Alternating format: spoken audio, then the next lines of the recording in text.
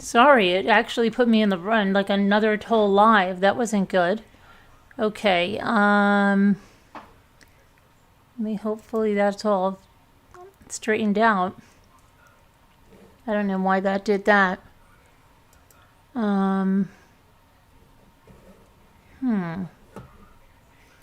Okay, hi there, oh boy.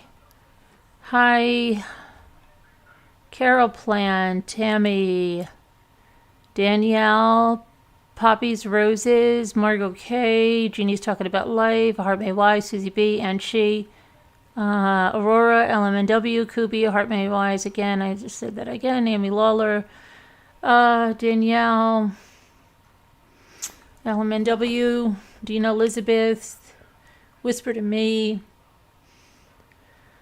Carol Planted, I got you. Sammy Neiman, good to see you. Farm Wife, Isabel B. Okay, Kathy Martinez. All right, everybody, we're going to get right to this because I just have to pull up my stuff. Hang on.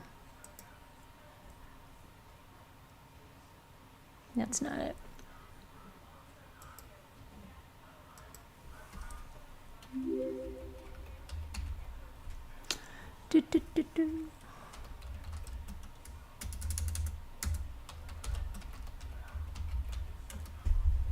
Should have just stayed on it all day.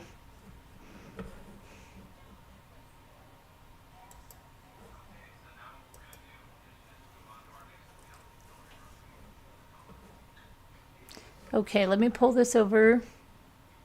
And we're going to go to the Redlich discs. We were on, hold on, pull this over. We were on phone interviews disc 2, were we? No, we were not on phone interviews disc 2. We were on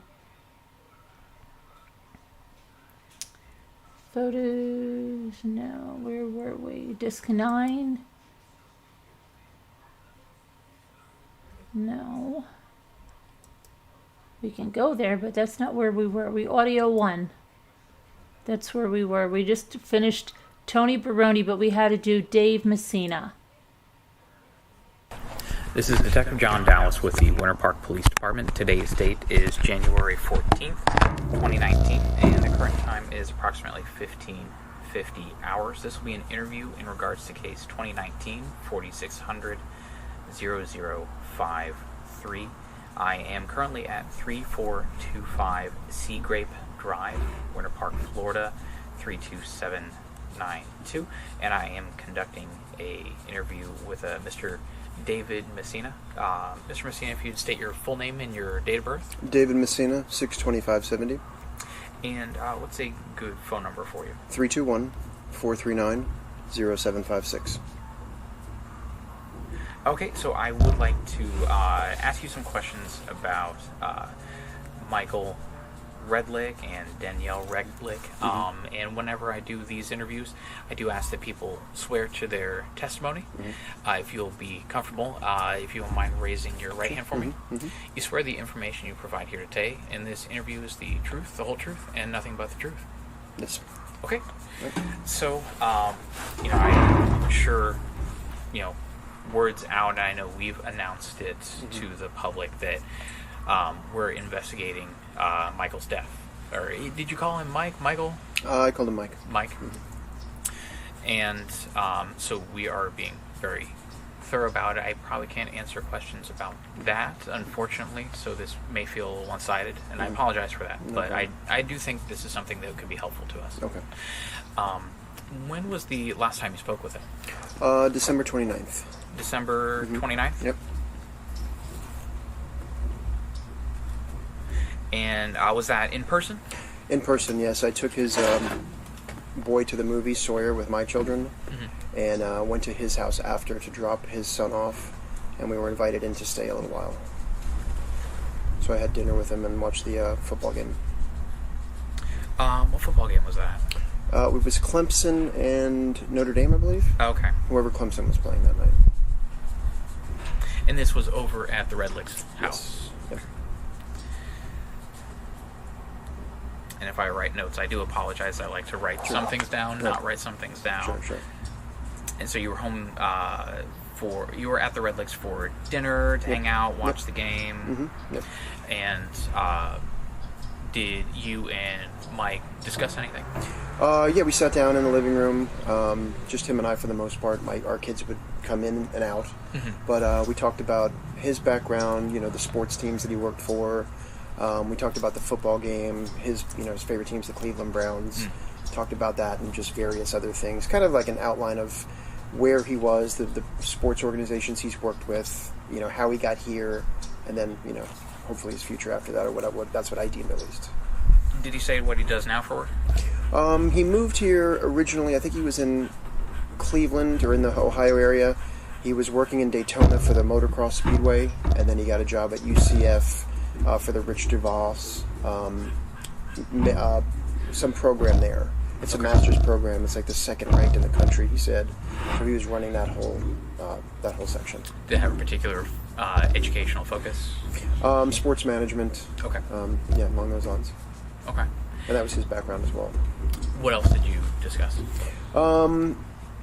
Basically, we started getting the subject of baseball and football, and I told him my favorite team were the Yankees. I'm basically like all New York teams. I'm from New York.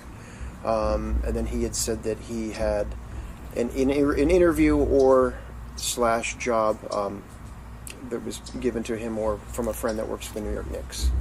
Okay. It was a job opening there potentially that was coming up. And did he say what part of the process he was with that job offer? Had he interviewed? Had he accepted an offer? I wanted to say just by his mannerisms that if he didn't accept it, it seemed like just the way he was acting, like it was on the table for him if he wanted to. Because I know he had looked at me and said, I'm trying to work things out with my wife. We're trying to get things back on track, and we moved around so much that I know that if I say, hey, I have this thing in New York, it would just, probably break her heart because they've moved around so much. So he was, just kind of keeping it between us, but he was like, I don't know what to do. He said they were painting their house. They were going to have an estimator come over and look at it just to kind of give them an appraisal on where it was value-wise. But I had gathered, to me at least, it didn't seem like either she was aware of that at the time or, just the way he was kind of talking one-on-one to me. So you got the impression she was not aware of the job offer at the time? That's what I got, yeah.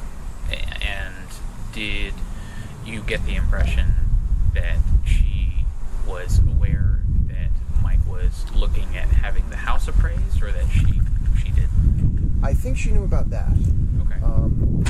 I don't know if that coincided with the job offer. Maybe it was they were going to do that anyway. But I know that they had both said when I walked in, they had put the pool in. When they bought the house, it didn't have a pool. They put that in, and they painted things, and they did some other cosmetic stuff to the house. Okay. So I think she definitely knew about the appraiser coming. Okay, but not necessarily about the job offer, right, from what your impression was. Yeah, from my impression, because he had almost stressed, like, I don't know what to do at this point, because it's a job that I would like to take. I had got the impression that he kind of missed the sports world. Mm-hmm. I mean, he was pretty high up with the 49ers. He was high up, floor seats with the Cavaliers. So for him to take this job here, it didn't seem like he was fulfilled, basically, from our conversation. What concerns did he bring up? I know you mentioned that he was worried about his marriage if he wanted to pursue the offer. What did he say? Uprooting the kids again. Mm. He had said, if I'm not mistaken, that they moved around so much that his wife basically said, I don't want to move from Winter Park again. This is it, at least till, I think the daughter's 17 or 18, she's graduating, and then the son is 11. She didn't want to just keep moving around. Okay. So he basically said, I'm in a quandary, I don't know what to do, so. And after that day, did he ever confide in you about what his final decision was? No, we had talked about the Browns were playing a game the following day, I believe, and he texted me about the Browns game. We were going to get together. I coach baseball, and I was going to take his son out and give him a few pitching lessons as well as my kids. We were going to get to that after the holidays, but never got around to it, unfortunately. And your kids, or one of them, plays with Sawyer Redlich? Yes, yeah. Okay. Mm-hmm. And on the same team for a couple seasons, or kind of they were on the same team for one season. They play in the same league, so they were always seeing each other. They go to the same school together, Lakemont. Mm-hmm. So yeah, they see each other quite often. And are you a coach in the league? Yes. Okay, so you work with Pete Diebel? Yes. Yeah. Okay. Yeah. Same team, or just you're all coaches in the same league? Pete was on my team as an assistant in the last fall, and then we've been on similar teams and we've gone against each other. So I've been with Pete either on the same team or rivals for the better part of 5 years probably. Okay. And so did Mike confide in you anything else about his relationship with Danielle? Maybe not necessarily at that specific day, but some other time in the past. No, I had seen them before get into a heated argument at the fields. When was that? Probably a year and a half ago. Okay. It was to the point where I felt I had to actually contact the league because I thought it was they shouldn't be screaming at each other with kids around in T-ball age, 5, 6 years old. Mm-hmm. And I reached out to the president of the league. I said, hey, I just want to give you a heads up that these two, and I forgot how it was going, if it was a one-sided affair, if they were both going at each other. But I had called the league and said, I just don't think this is right, to have parents out here in the middle of, little kids out here just airing out their differences, screaming at each other. Screaming at each other? Yeah. Okay. Do you remember what the argument was about or what they were saying? No, I had walked up on it. It was me and one of my kids. We were walking to our car. Their game had ended, obviously. I believe she was in the car and he was outside of it, and they were just yelling back and forth, very loud. Okay. Enough to, and I'm super laid back, enough for me to call the league and say, hey, this is something that shouldn't happen again. So. Yeah. Have you noticed any other arguments or anything that you directly witnessed between Mike and Danielle? No, me personally, no. I know that Pete's had some issues, all this, you talk to one another after the fact, and he told me things that I didn't know. I told him some things, about what I just told you that he didn't know, so. Things like arguments they had? Just odd behavior. I'm sure Pete told you about the Halloween. There was a Halloween or New Year's Eve where she had approached another woman and said, do you think my husband's hot? And the woman was kind of in a quandary, like, well, how do I answer this? If I say yes, is that something you should be telling another woman? If I say no, is she going to get offended? So I forgot what, again, this is what Pete just told me the story, and the woman just, I forgot how she answered, but at the end of the party, Danielle was like, don't ever look at my husband again. I know you're looking at him with these eyes. I know you're attracted to him, and, basically made a scene. So, and just some other stuff, which, I'm sure you heard from Pete. And those were things you heard about, not necessarily things you witnessed? Yeah, no, not that I personally witnessed, no. Okay. Yeah. Any other confrontations you observed with either just Mike or just Danielle, with not necessarily between the two of them, but with other people?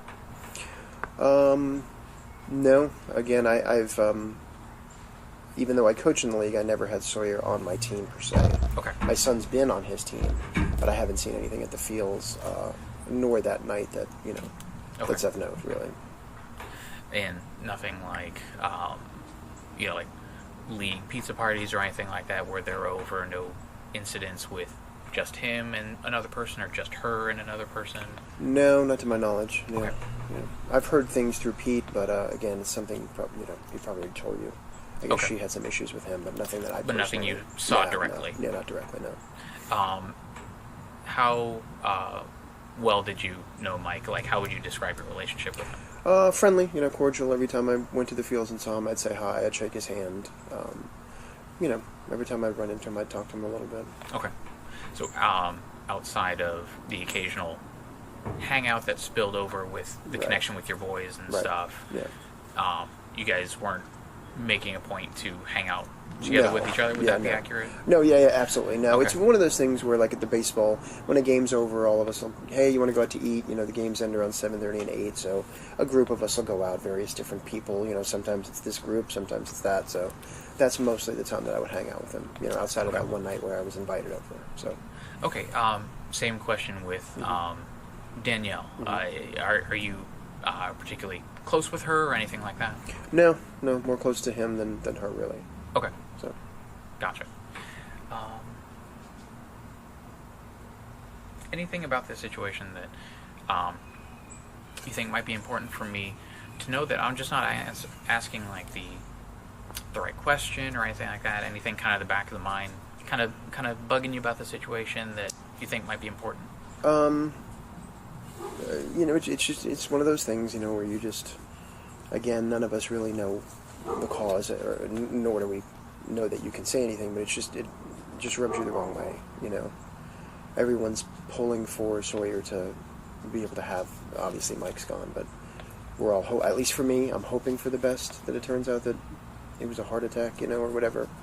But, you know, you just get that gut feeling that it would probably be something more than that. I think everyone has sympathy for the kids. Yeah. You know, losing their dad and everything, especially at a young age. Yeah. Yeah. So, you know, that's just the thing that, you know, that bugs me about it, you know. And then, like I told Pete, that's why I told him the thing about the job interview. It might have been nothing. It might have been something, you know.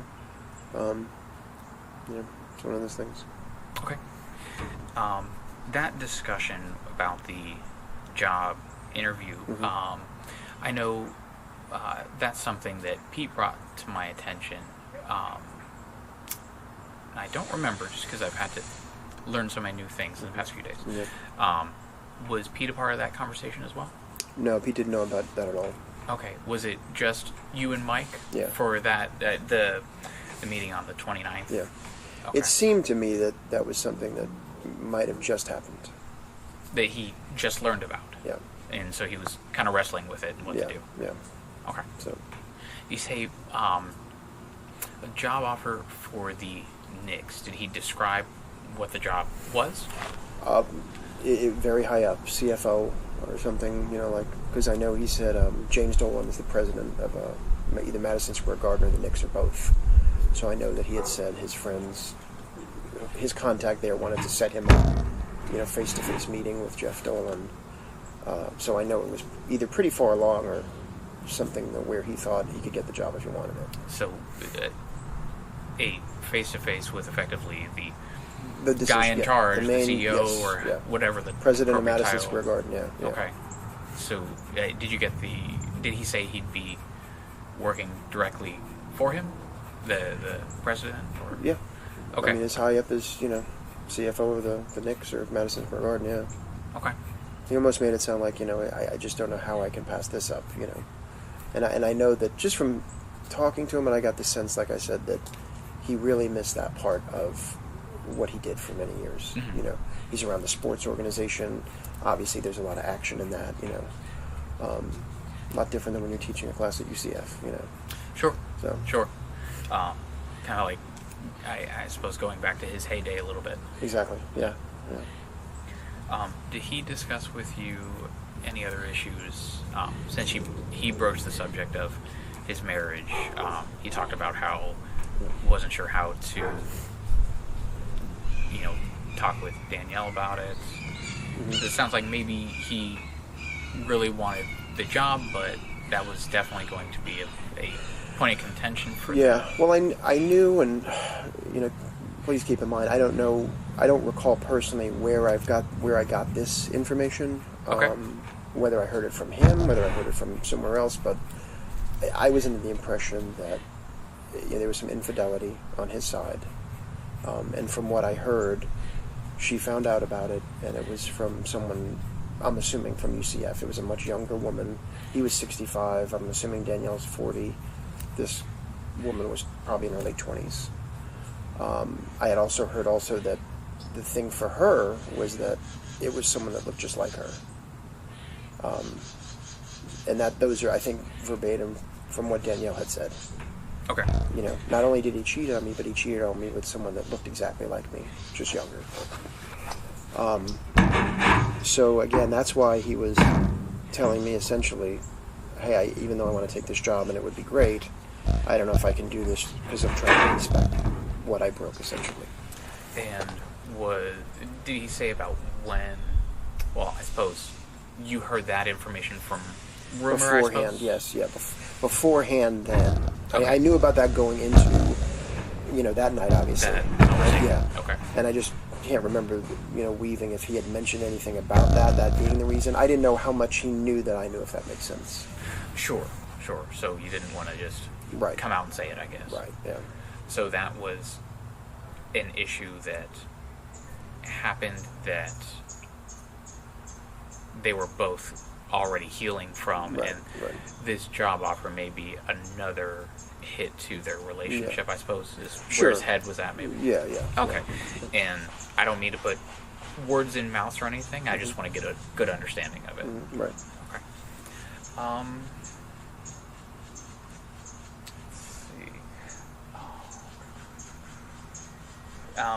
Do you happen to know how he was communicating with the person from the Knicks? It was phone calls, emails, or anything like that? It's a good friend of his. A good friend of his? Yeah. Okay. That I believe works in the organization. Okay. If it comes to me memory-wise, I'll let you know. I want to say that they worked in the organization, and they said, hey, this opportunity just came up, you'd be perfect for it. And, this good friend of his kind of helping the process along for Mike. Yeah. Okay. And if you do end up getting a name for Okay. that, Yeah. please do let me know. Sure. Because that can give us an idea of where he was in the process. Yeah. So, Okay. let's see. No, I think that may be more or less everything I Okay. wanted to Okay. ask. Is there, like I said before, anything else that you feel is important for me to know, and I just may have not asked the right question? No, I think that's it. Like I said, if anything comes to mind, I'll reach out to you. Okay. I'll let you know if I hear anything. I appreciate that. I'll be absolutely. sure to grab you my business card. Sure. If that's nothing else, I'll go ahead and conclude the interview. Sure. Yeah. And the current time is now 16:09 hours.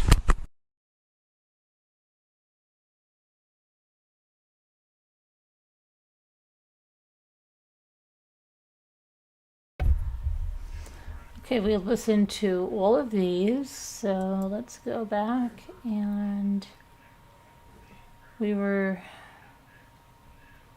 here, we were looking at some of that. Remember, we were at page, I wrote it down.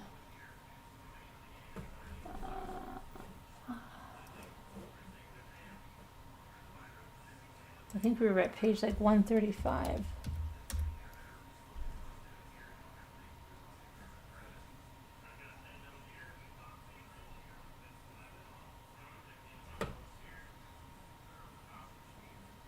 Aren't we here?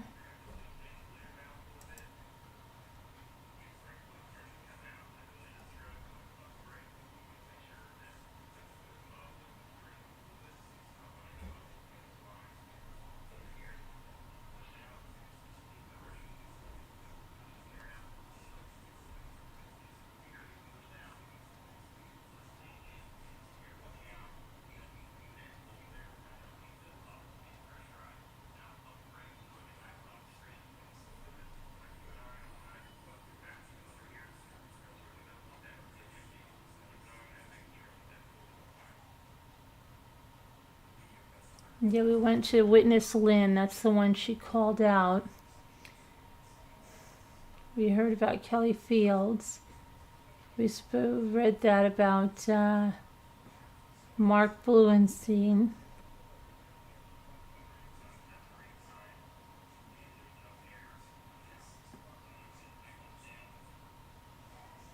Okay, this is Detective David Graham.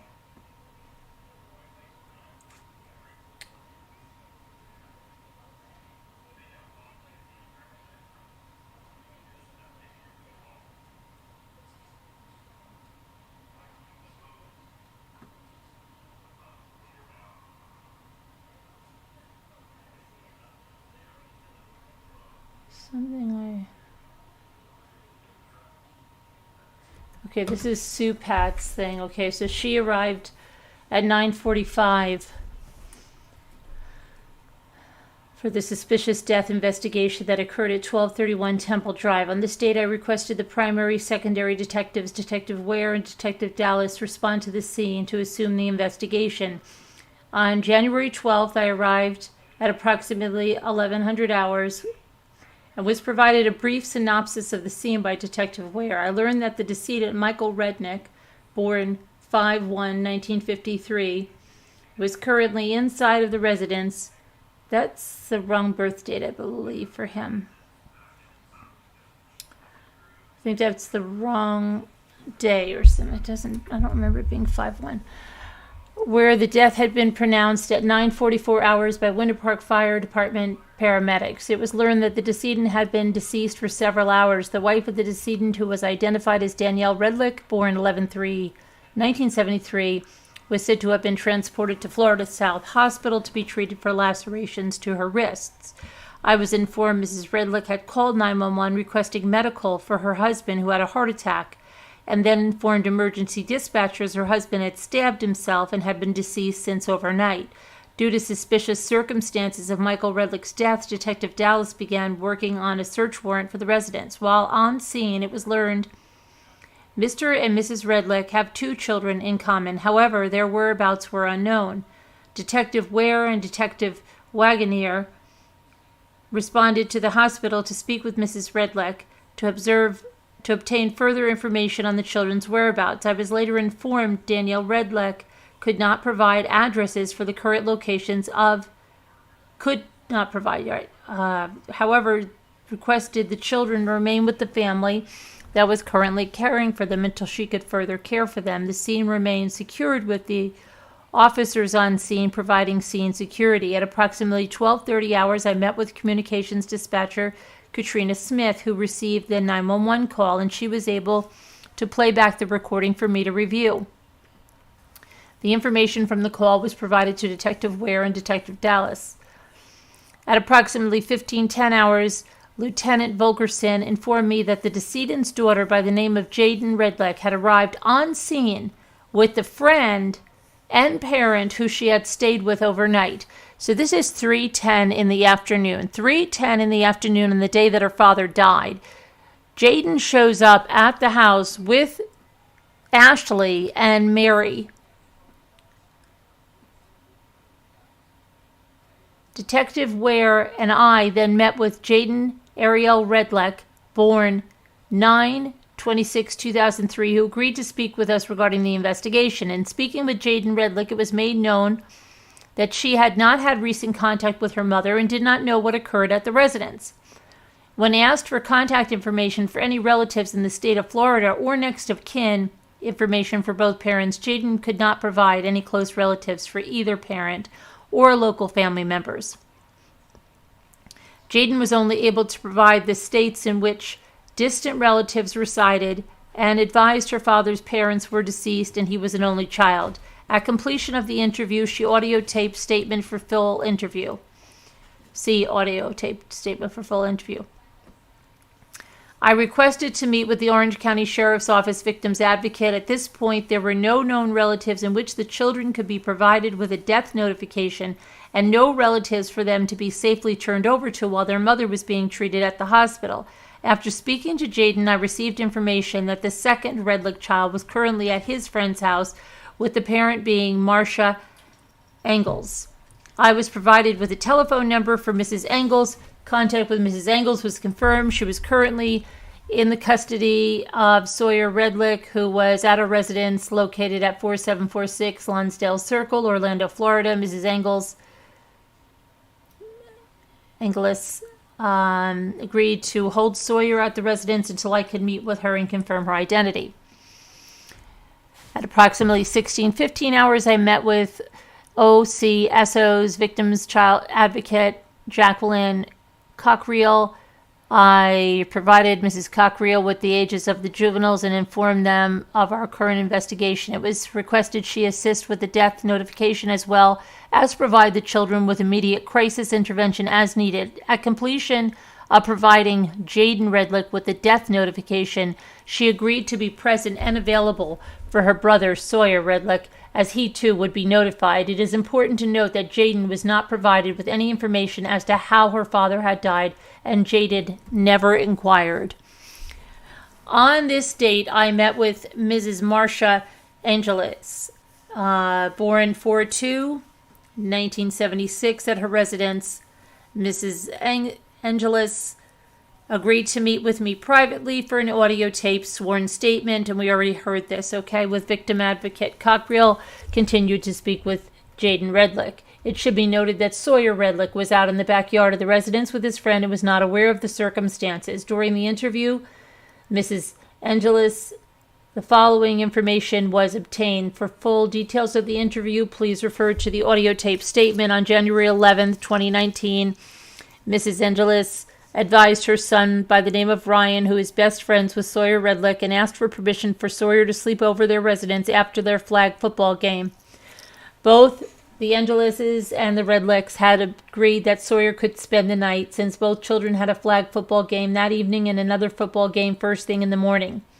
Mrs. Angelis advised that Michael Redlich was a coach on the team and had noted that Mr. and Mrs. Redlich had arrived in separate vehicles because Mr. Redlich had been at the game and Danielle had arrived at approximately 20:05 hours.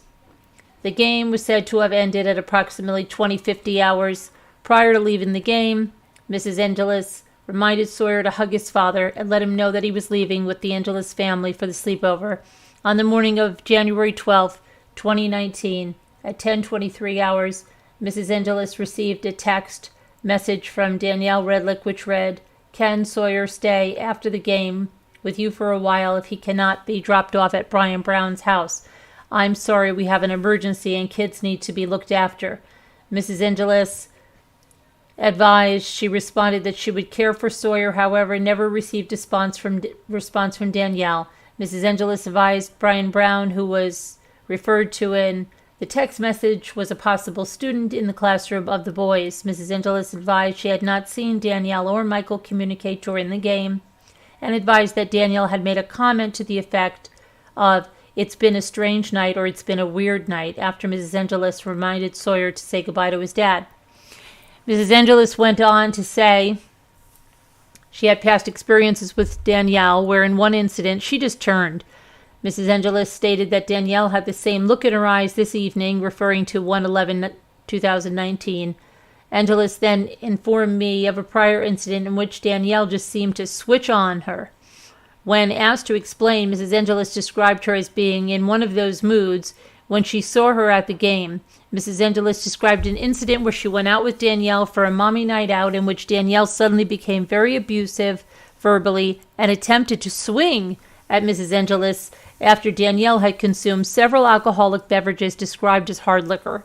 It should be noted that Mrs. Angelis was not informed of this current investigation until completion of the interview.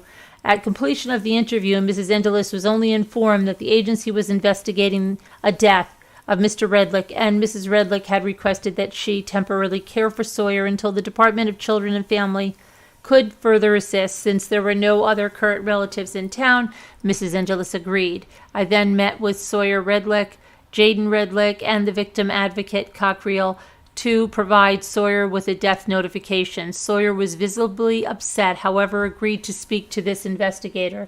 It was requested that we could meet at a later date. However, Sawyer insisted we sit and talk. Mrs. Angelis directed me to the back porch where Sawyer and I were able to talk. The interview was audio recorded. Prior to speaking with Sawyer Redlich, born 1/7/2008. Oh, he's older than Luke. I asked Sawyer if he knew the difference between a truth and a lie. Sawyer was able to provide an understanding of what a truth and a lie was and was qualified. The following is a brief review of the information provided by Sawyer. However, it's not the full details of the interview. For the full details of the interview, please refer to the sworn audio tape statement. So the poor kid's birthday was only 4 days before she killed him.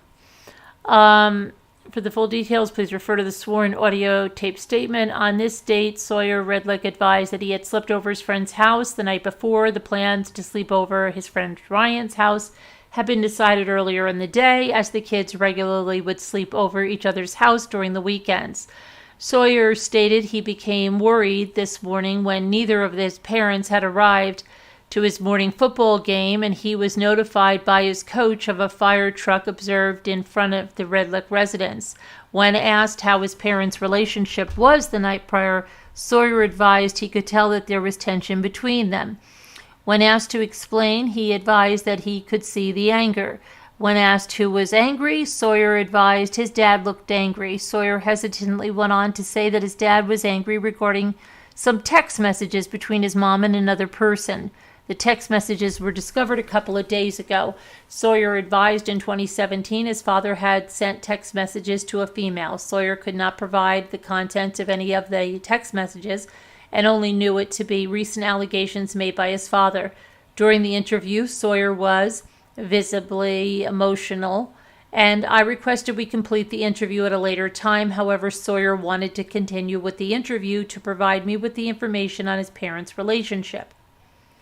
When asked if either of his parents were ambidextrous as he was, Sawyer stated both his parents were righties, referring to them using their right hand. I then asked Sawyer specifically to recall January 11, 2019 to obtain a timeline. Sawyer advised he rode his bicycle home after school and both parents were home. Sawyer described them as appearing mad and believed it was possibly about the same thing, text messages, since they would on occasion get into a verbal argument and then end it quickly.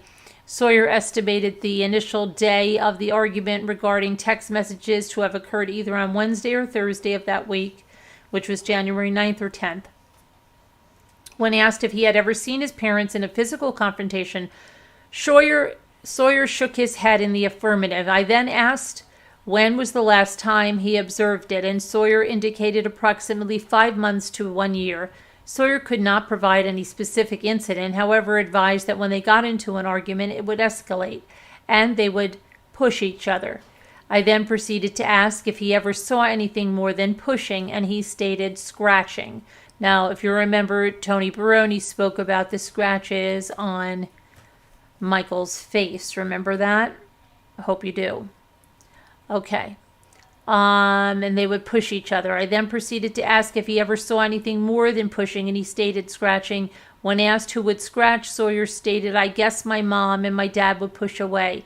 Sawyer then demonstrated to me, which appeared as if to be digging fingernails into the arm. Sawyer then described seeing a cut on his father one time and asking his father about it. Sawyer advised his father did not answer, but he figured it out, alluding to the visible scratch was obvious scratch lines. When asked if either parent drank alcohol, Sawyer advised both of his parents were alcoholics. When asked to explain, Sawyer advised his mother drinks wine and his father would drink beer and vodka. Sawyer went on to say that his sister got into an argument with her father on Thursday regarding their father's drinking, and she had emptied his vodka bottle into the sink. Sawyer denied that his father was upset at his sister's actions. Sawyer denied seeing his mother drink alcohol on Thursday evening. When asked whether his parents' demeanor would change when he would drink alcohol, Sawyer described his mother as being feisty. Sawyer advised if his father had been drinking when he was mad, he would be angry when he drank. At completion of the interview, the juveniles remained at the Angeles' residence. Advocate Cockriel made plans to take Jaden to her friend's residence as permitted by her mother, Mrs. Redlich.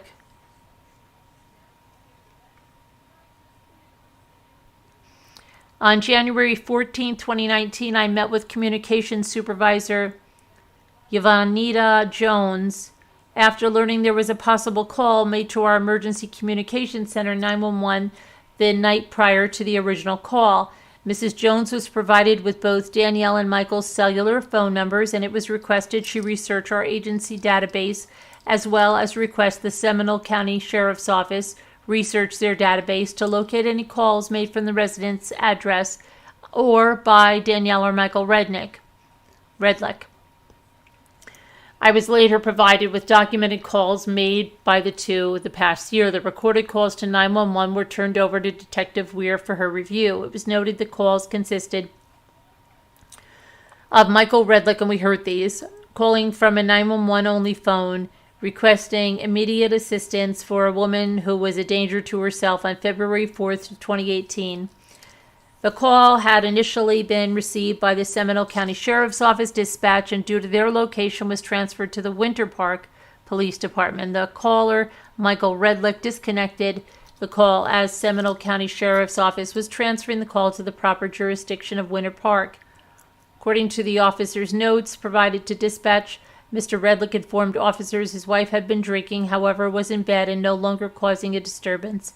Additional recorded calls turned over from the Seminole County Sheriff's Office showed calls made in January of 2018 where Mr. Redlich called trying to obtain information to assist his wife Danielle, who had recently been arrested and needed to know the whereabouts of their towed vehicle and purse. Lastly, a call made by Danielle Redlich on January 12, 2019 was obtained from the Seminole County Sheriff's Office showing the time she requested medical assistance and when the call was transferred to our agency due to jurisdiction. On January 14, 2019, contact was made with Mr. Redlich's colleague by the name of Dr. Richard Lapchick. Dr. Lapchick supervised Mr. Redlich under the University of Central Florida DeVos program and had known Mr. Redlich for approximately 5 years. Dr. Lapchick agreed to meet with Detective Weir at his office located at the University of Central Florida College of Business Administration. On this date at approximately 1711 hours, an audio tape sworn statement was provided by Dr. Lapchick. We listened to it. During the interview, Mr. Lapchick was able to provide some information known to him regarding the Redlich family.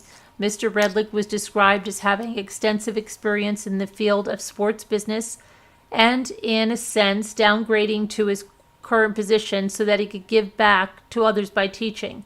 Mr. Lapchick advised that he had learned Mr. Redlich had quit drinking alcohol approximately 2 years ago as a way to support and encourage his wife to quit alcohol. Dr. Lapchick described Mr. and Mrs. Redlich's relationship as contentious and advised Mrs. Redlich was depressed and Mr. Redlich would urge his wife to attend counseling. Dr. Lapchick described Mr. Redlich as being concerned and worried for his kids and wife, as well as wanting his marriage to work. Dr. Lapchick could not advise if either of the two had sought a divorce. At completion of the interview, Dr. Lapchick provided additional colleagues who worked closely with Mr. Redlich and also informed me their office manager by the name of Maria Molina perhaps would have more information regarding the family dynamics as well. On July 15, 2019, I responded to the Orange County Clerk of Courts located at 450 North Lakemont Avenue, Winter Park, to obtain divorce court records filed with the courts by Danielle Redlick. I was provided with copies of the documents by Operations Support Coordinator B. Sexton.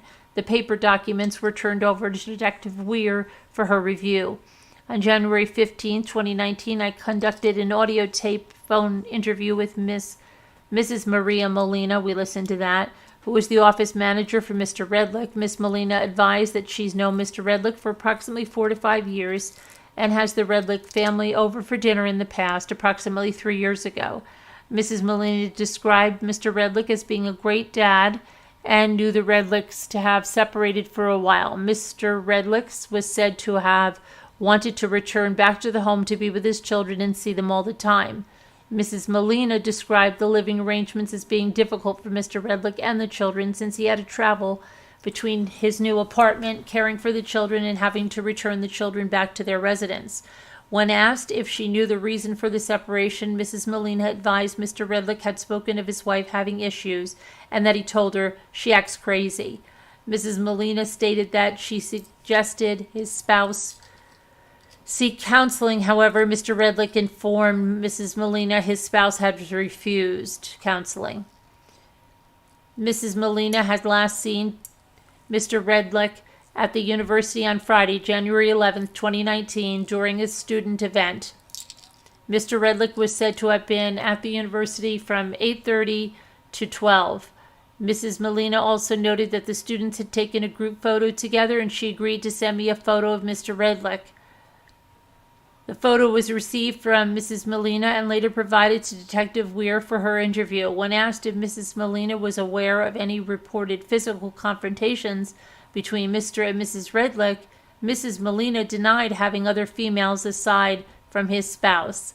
Mrs. Molina was aware of Mr. Redlich mentioning possible divorce, however, could not advise if either of the Redlichs had actually initiated the divorce process. Mrs. Molina stated that she had encouraged Mr. Redlich in getting marriage counseling and working things out. The interview was completed on this date. On January 16, 2019, I received a call back from Mrs. Molina, who wanted to provide additional information. Mrs. Molina advised that after speaking with me, she remembered a prior conversation with Mr. Redlich.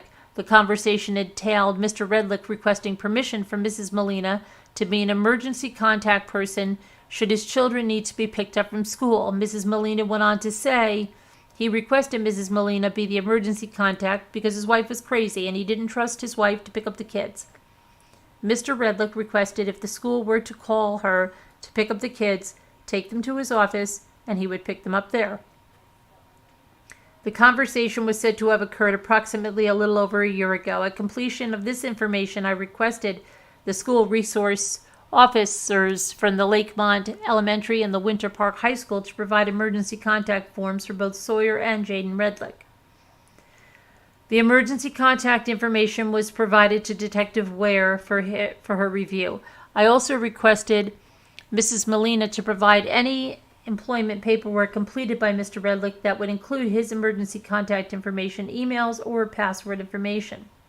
I later received a photo of an employee form with Mr. Redlich's address, email, and handwritten password on a post-it note he had written.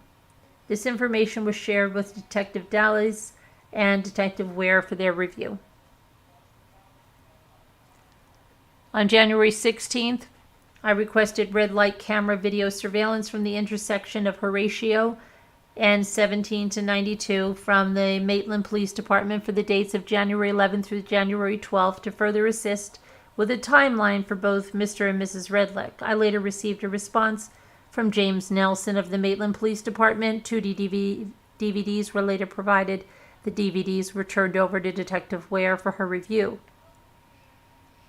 And then, okay, they're talking about Paul Panzera. We remember they had a very, very long conversation.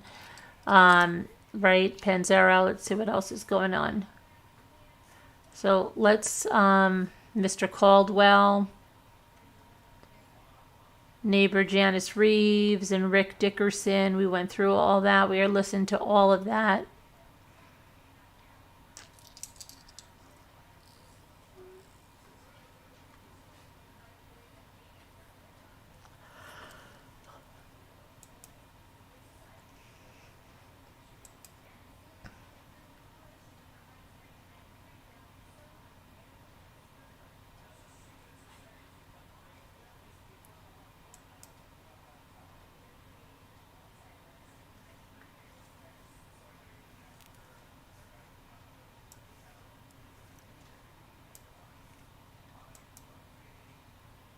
Don't get scared.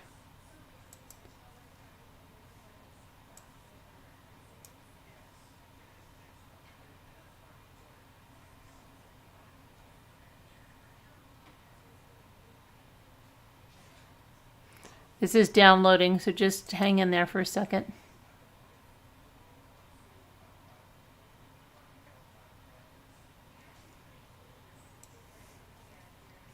The Zoom closed.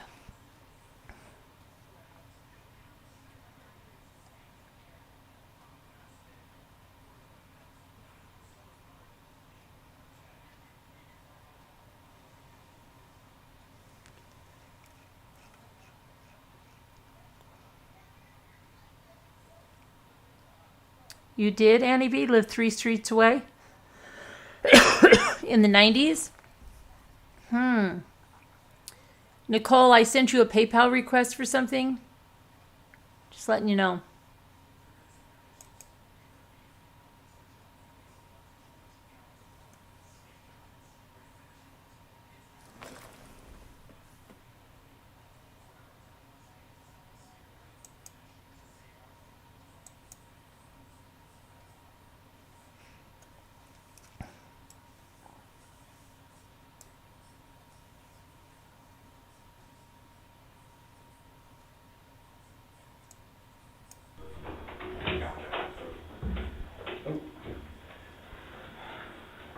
right, feel free to have a seat.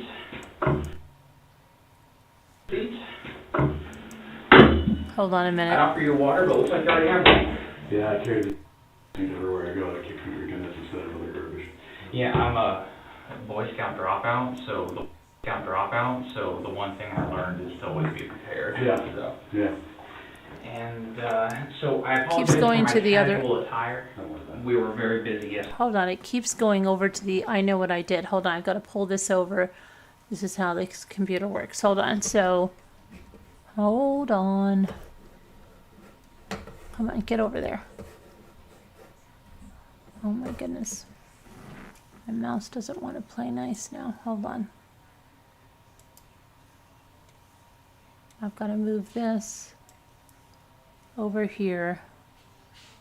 And now, hopefully it'll let me make it bigger over here. Oh, it's still pulling it over there. Okay, hang on for a minute. I have to shut this down and reopen.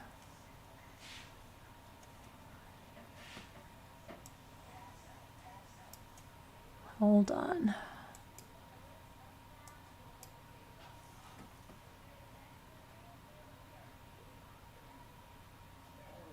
Hopefully this is it, yes. My stomach is growling, I don't know why, so I'm not hungry. Okay, let me go here. We already did. It's gonna make me, I don't know why it's making me download this stupid thing again.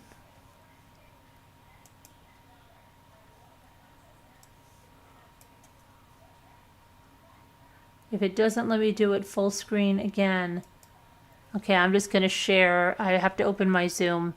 That's what it is. Hang on a minute. Because it's just being a little jerk. I hate when it's a little jerk, but it is being a little jerk.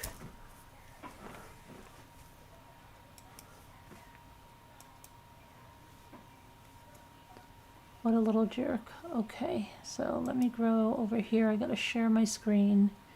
So I'm going to have to bring up the little jerk.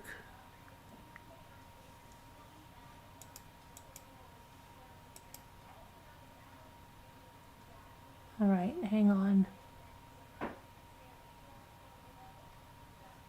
Oh, this is so annoying. Why is this just doesn't want? Okay, now let me share my screen. Where's my sherry thing? What is going on? This is never does this. Okay.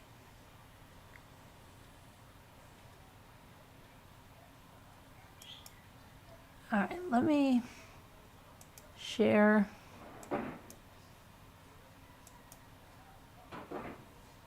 Oh, now it's going to come over here. You've got to be freaking kidding me.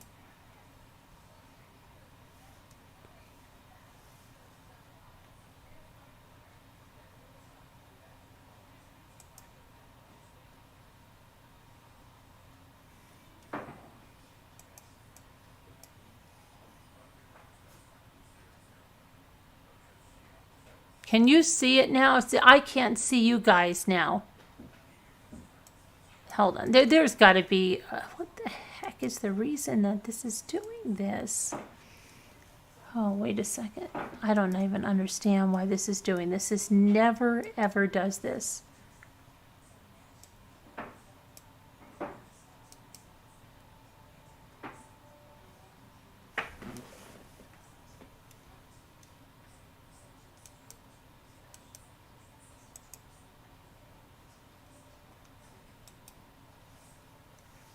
Hold on.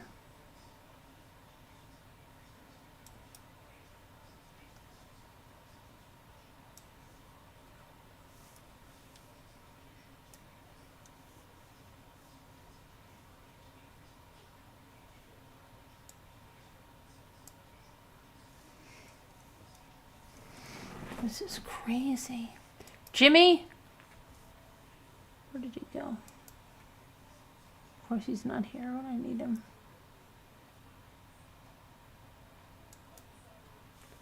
Oh my gosh. All right, forget it. We're just gonna have to watch it like this.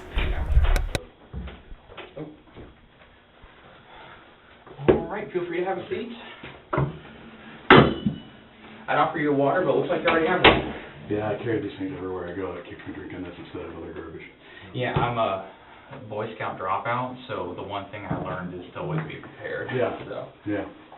And so I apologize for my casual attire. Don't worry about it. We were very busy yesterday, and I had Yeah, to throw everything in the wash, and Yeah. you know, I'm gonna probably run home after this and change. So, I'm Detective Dallas with Winter Park, and let's start off sounding super official, and then we'll get to that conversational part. So, do you have your driver's license with you?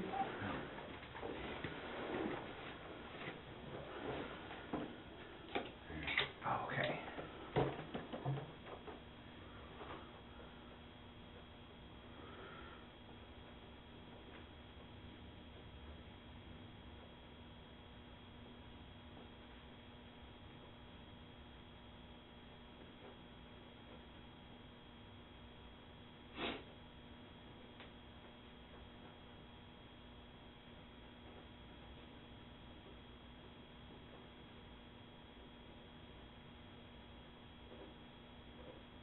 So, Mr. Diebel, your date of birth on here, 7/10/1973, that's correct? Yes.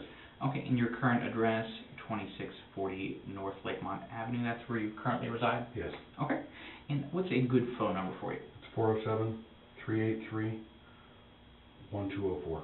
1204, and you said that's your cell phone? Yeah, that's the only phone I have. Okay. Okay, thank you. So this is going to be a interview in regards to case 2019-4600-0053, and the current time, the current date is January 13th, 2019, and the approximate time About how great it would be to have Sawyer on the team again, you know, and we're both kind of going, oh, this is uncomfortable. You know, and we were doing tryouts. I literally was going to tell Mike yesterday that, hey, we're doing tryouts, just bring him out, and if he, you know, well, whatever, you know. But my only resistance to putting him back on that team was all the drama that comes with Danielle. And I am not the only coach that's gotten both barrels from her. I've witnessed it before with other people. And literally, I manage the team. It's my team, so technically it's my decision, but I manage with four other coaches.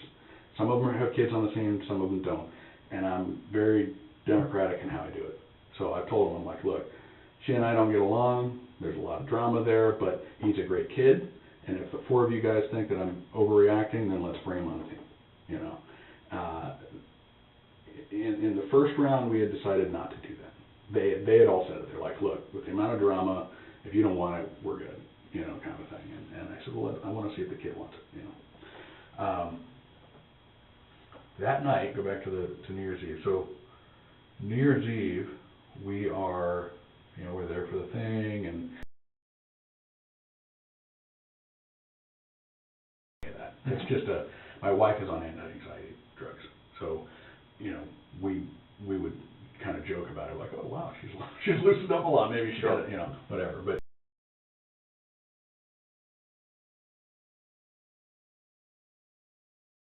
10:45 or something. I mean, I can check the actual time for you. I'm just not interested in, you know, hearing her make digs. in general or about you? About me. Okay. You know, And you know. So, you kind of see that as bait and don't take as bait, I guess? let me take a step back. So, to explain that. No, go ahead. So I've known the Redlicks for probably 3 or 4 years. And I know they moved into the community 4 or 5 years ago, maybe. And the way I know them is this, is that I coach at Winter Park Babe Ruth. I've done that for many years. And I want to say this is around 2015-ish. That's the youth baseball league? Yeah. Okay. Yeah. We play over at Ward Park. Around 2015-ish, my team made it to the rookies finals, you know, and we lost to another team, and it was a great game and everything. Well, Sawyer was on the other team. And he was the only kid that when our kids were getting their medals, you know, he was like cheering them on, you know. And I remember noticing him and thinking, what a great kid. But he knew a bunch of guys on our team because they go to Lakeline Elementary together. And it was pretty good sportsmanship on his part. Yeah, absolutely. You know, and so in the fall, the Inglises, who are common friends of ours, they said, well, hey, Sawyer'd really like to get on our team. And so I made it a point to pick him in the draft, and that was how I met them. And we were the Giants, which for them was special because they had just moved from San Francisco. They're huge Giants fans. And they didn't even know what team we were going to be, but they happened to be the Giants. And I mean, I don't know why I remember this, but Sawyer showed up with socks that were giant socks, and they had the Golden Gate Bridge on them, you know, and it was just what it was. So that's how I met them. Sawyer played on my team for 2 or 3 seasons in rec ball, and then we have another team that's kind of like a travel team. It's called a Cobra team. It's just something within Babe Ruth, and he played on that for a couple of seasons as well. I'm trying to think when this was. It all went down. So they're 11 now. So not last spring, but the fall before. So fall 17. Sawyer was on my team. I was going to be coaching in the spring. It was Sawyer, and so it was Sawyer and my son and Ryan Inglis, and then another boy, Owen Watkins. And I went to them. They were going to be the old kids in the group, you know, and in the spring. And I said, hey, you know, I usually pick the team, but you guys pick it this time. And they huddled up and they said, oh, we want to be the Indians, you know, which is Sawyer's favorite team.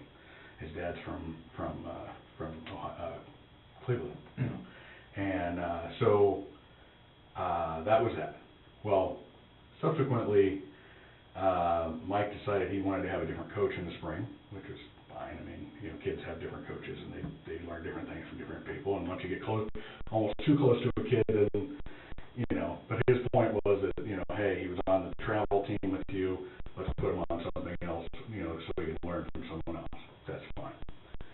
So we remained the Indians. This sounds like such a petty thing, and it kind of was, but we remained the Indians, which, you know, it wasn't that Sawyer didn't want to play with all his friends on our team. It was that his dad, you know, wanted to have a different coach. So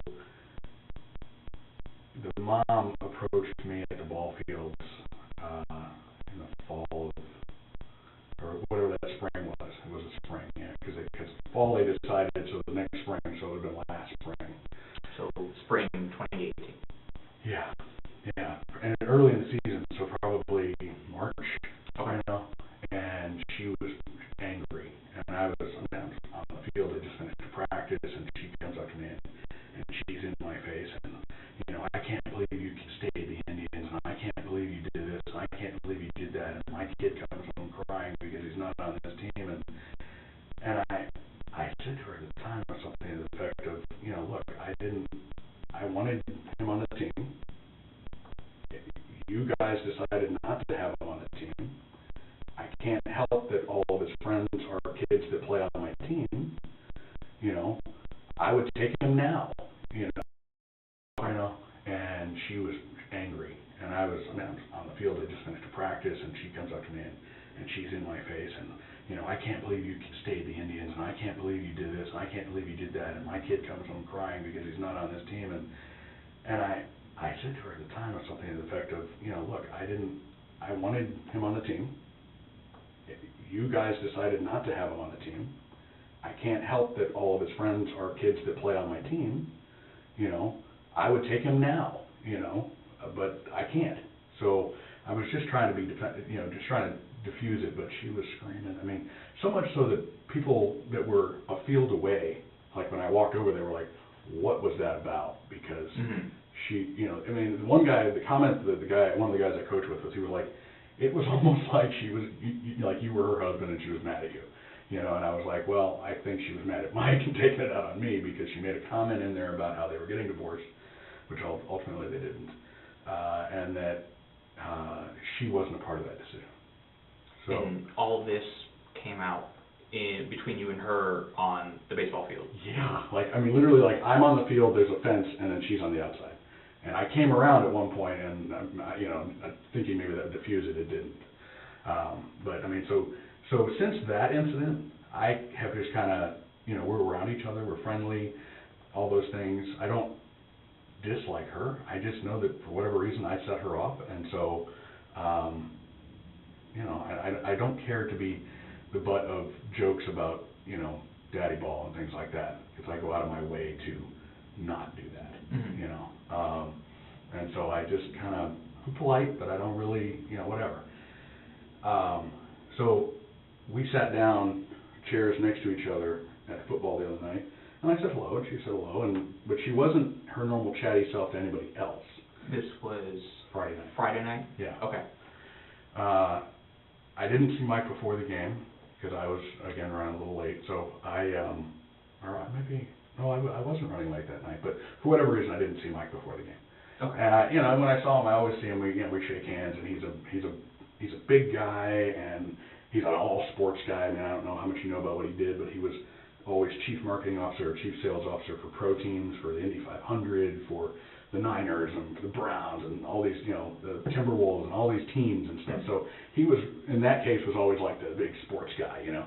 And so his handshakes were always strong and firm and everything. And I didn't think about this at the time because he just seemed distracted, but in the last 18 hours, I've been thinking a lot about this, and his handshake was limp-wristed, like, and I mean, he was just clearly distracted.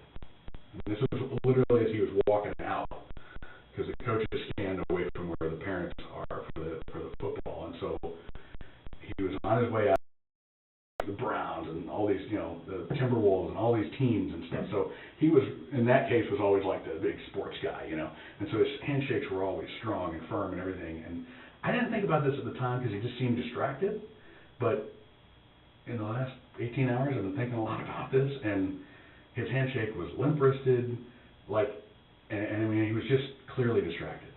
And this was literally as he was walking out, because the coaches stand away from where the parents are for the football, and so he was on his way out, and he was just distracted. He wasn't, you know. And I didn't think anything of it. And had whatever happened on Saturday morning not happened, I wouldn't have given him another thought ever again.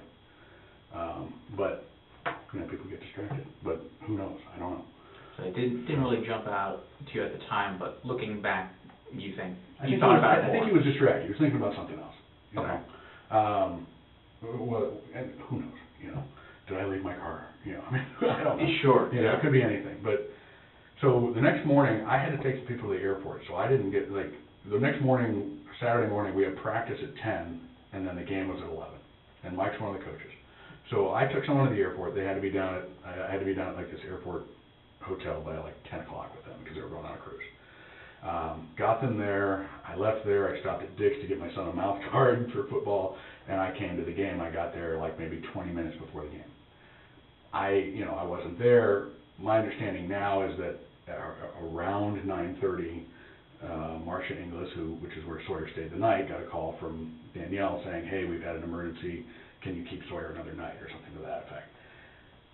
I was at the game, so Dave was at the game, Dave Inglis, Marcia's husband, and Dave is about the most steady guy you'll ever meet. I mean, he's a president of a company, but he worked his way up, and he didn't found it, he did most of the work, and then eventually we got, you know, when they sold the company to someone else, they awarded him as the president. But he doesn't get shaken very often, and he's so laid back. He didn't have his phone, so at like 10:45 or something. I mean, I can check the actual time for you if it matters. But I got a text from his wife, and she said, she's like, "Hey, is Dave near you?" And I said, "No, but I just got here. Let me see if I can find him." You know, and he was actually walking with my wife, and I think she was just getting steps in. I don't. Maybe he was going to the. I don't know, but. So I saw them and I said, "Hey, your wife's calling." And he's like, "I left my phone at home for a reason." You know, kind of a thing. And, yeah. I mean, they time for you if it matters. But I got a text from his wife, and she said, she's like, "Hey, is Dave near you?" And I said, "No, but I just got here. Let me see if I can find him." You know, and he was actually walking with my wife, and I think she was just getting steps in. I don't. Maybe he was going to the. I don't know. But so I saw them and I said, "Hey, your wife's calling," and he's like, "I left my phone at home for a reason," you know, kind of a thing. And, yeah. I mean, they are. Quite honestly, if my wife and Tammy and I have talked about this, that if we were to to update our wills for like who we'd want to take care of our kid after if we were gone. We're going to ask them. I mean, they're the best parents I know. So anyway, so he started texting with her on my phone, and then she just said, call me. And so they talked. I didn't think anything of it. You know, later on, I was like, oh, wow, that's what they were talking about, you know. So anyway, so everybody's wondering where Mike is, you know, because there are three coaches that do football. There's Steve Gilmer, there's Brad Bryce, and there's Mike Redlick. And Brad had left that morning to go out of town for work. And so they knew they were going to be one man down already, but then Mike's not there. And apparently people called his cell phone and it just rang and rang and rang and rang. They called Danielle's and it went right to voicemail. And so people were worried. I didn't know any of this at the time because I was late, you know. And so I'm kind of learning this from my wife, and they're like, well, nobody knows where they are, and we hope it's, you know, whatever. But, you know, you never think the worst. And so we went to lunch with Steve Gilmer and his wife and his son. So I'm coaching with Steve in baseball this spring. Mm-hmm. And so we went to lunch together, the six of us, over at the Ale House on Lee Road in 1792. And, you know, and we sat there and we were like, you know, this is really weird that we can't get a hold of them. They are the kind of guys that would go do a day trip to the beach or something like that, but they would answer their phones. You know? And about what time was that you guys were kind of, you know, at the Ale House kind of thinking 1:30 maybe. 1:30. I mean, I'm trying to think. So the game was at 11, so it would have gone till 12. So maybe 1:30. Okay. You know, we broke up after lunch, and I took my son home. My wife apparently went right to the Redlicks, and that was when she talked to you guys about saying, well, he's at the Inglis's house, here's their number. Because I remember she texted me, and I was at home, and she's like, I need the Inglis's address. And I was like, okay. And I'm searching for it in my phone, because I just know where they live, you know. And I couldn't find it. She's like, I need it now. And I'm like, okay, I'll look it up, but give me a minute. And then she was like, no, I don't need it, you know. So, anyway. But, and then I guess Steve rode his bike over. I took my son home. My wife apparently went right to the Redlicks, and that was when she talked to you guys about saying, well, he's at the Inglis's house, here's their number. Because I remember she texted me, and I was at home, and she's like, I need the Inglis's address. And I was like, okay. And I'm searching for it in my phone, because I just know where they live, you know. And I couldn't find it. She's like, I need it now. And I'm like, okay, I'll look it up, but give me a minute. And then she was like, no, I don't need it, you know. So, anyway. But, and then I guess Steve rode his bike over because they live over on Palm. So that's what I was told. So that's kind of my recollection of the day. I did talk to some people. I talked to people at the Baseball League to let them know what was going on. I talked to Mark Lynn, who's the division commissioner for our level of baseball. As an aside, I used to be on the board at Winter Park Babe Ruth. When I was on the board, we had a coach arrested for soliciting a prostitute. Oh. And so I remembered all the hullabaloo that happened with that, and how we had to really get out ahead of it to make sure that it didn't affect our league. Sure. And so I called Mark Lynn, who's actually a very good friend of mine, but he's my commissioner at the majors level, which is 12U. And then on his request, I called the vice president of baseball. It's a guy named Joey Russell, and I just let them know what was going on and said, look, when I was on the board, we had this other issue. You guys need to be ahead of this because it's Winter Park and people are chatty Cathy's in Winter Park. Sure. And the last thing I want is this kid hearing about it. At that point, I didn't know that you guys had contacted him, so I was like, I don't want him to hear about it from someone else. I don't want. And the Inglis's live in Watermill, I think it is. And then there's another neighborhood right there that's like Harborview or something like that. Mm-hmm. And in Harborview, there are probably no less than 12 families from Winter Park Babe Ruth. All the kids play together. I mean, like when we go to trick or treat, we go there. So as soon as one word gets out, basically, the cat's out of the bag. Yeah. I mean, and a lot of us know Mike, and a lot of us coached with him and had coached Sawyer. So, I mean, you know, on Halloween, you know, Ryan Inglis and Sawyer and Riley and 8 other guys were all in that neighborhood doing trick or treating. Mm-hmm. You know, these kids all hang out together. You know, most of them go to Lakemont Elementary. My son doesn't; he's like the odd man out. But all the rest all go to Lakemont. They're together for school, for the bus, for baseball, for football. I mean, everything. They do everything. Like a modern day Sandlot. It really is. It really is. Yeah. I mean, on Halloween, literally there were 8 kids just that were all like 11, and because the neighborhood is so enclosed, we just let them roll, and everybody knows each other. So, you know, if they got in any shenanigans, they know exactly who to call. So they all just roll, you know. I will say this, and this was kind of the stuff I wanted. The rest all go to Lakemont. They're together for school, for the bus, for baseball, for football. I mean, everything. They do everything. Like a modern day Sandlot. It really is. It really is. Yeah. I mean, on Halloween, literally there were 8 kids that were all like 11, and because the neighborhood is so enclosed, we just let them roll, and everybody knows each other. So, you know, if they got in any shenanigans, they know exactly who to call. So, so they all just roll. You know. I will say this, and this was kind of the stuff I wanted to tell you, and whatever it's worth. Sure. Halloween night, so we all went over there, and Marklin lives kind of on a corner of this one street, and then a guy named Jesse Smith lives further down, and we were all going to the Smith's house, everybody, even the Lintons. And then at some point we took the smaller kids out for some trick-or-treating, and then when everybody kind of ended up where they ended up, the Redlicks were at the Lynn's house, and everybody else was down at the Smiths, and we were like, well, we'll just stop by later on, whatever, it's 4 houses down, you know. And I found out the next day that Danielle was pretty inebriated, and I mean, so what, a lot of people were inebriated that night, you know, but at one point she asked Megan Lynn, who's Mark's wife, if she felt that Mike was hot or attractive, and Megan's like, well, what do you say to someone, you know, in that situation? Right. You know, and so she's trying to politely say something like, oh, yeah, you know. You don't want to insult her and say, the dude's ugly. Right, exactly. But you also don't want to sound like you're into him. Yeah. You know? I mean, so she said something, you know, and that was positive or whatever, that he was, but yeah, exactly what you're saying, you know, and apparently like an hour later, Danielle is just ripping into her. I can't believe him. You want my husband. You want this. You want that. Blah, blah, blah. And Megan's like going, what in the hell? I mean, they knew each other through baseball. They had kids on the same teams, things like that. They never really hung out and like, you know, gotten drunk together kind of thing. And she was just like blindsided completely. So would you say they were closer to like acquaintances than they were friends because their kids were in the same circles?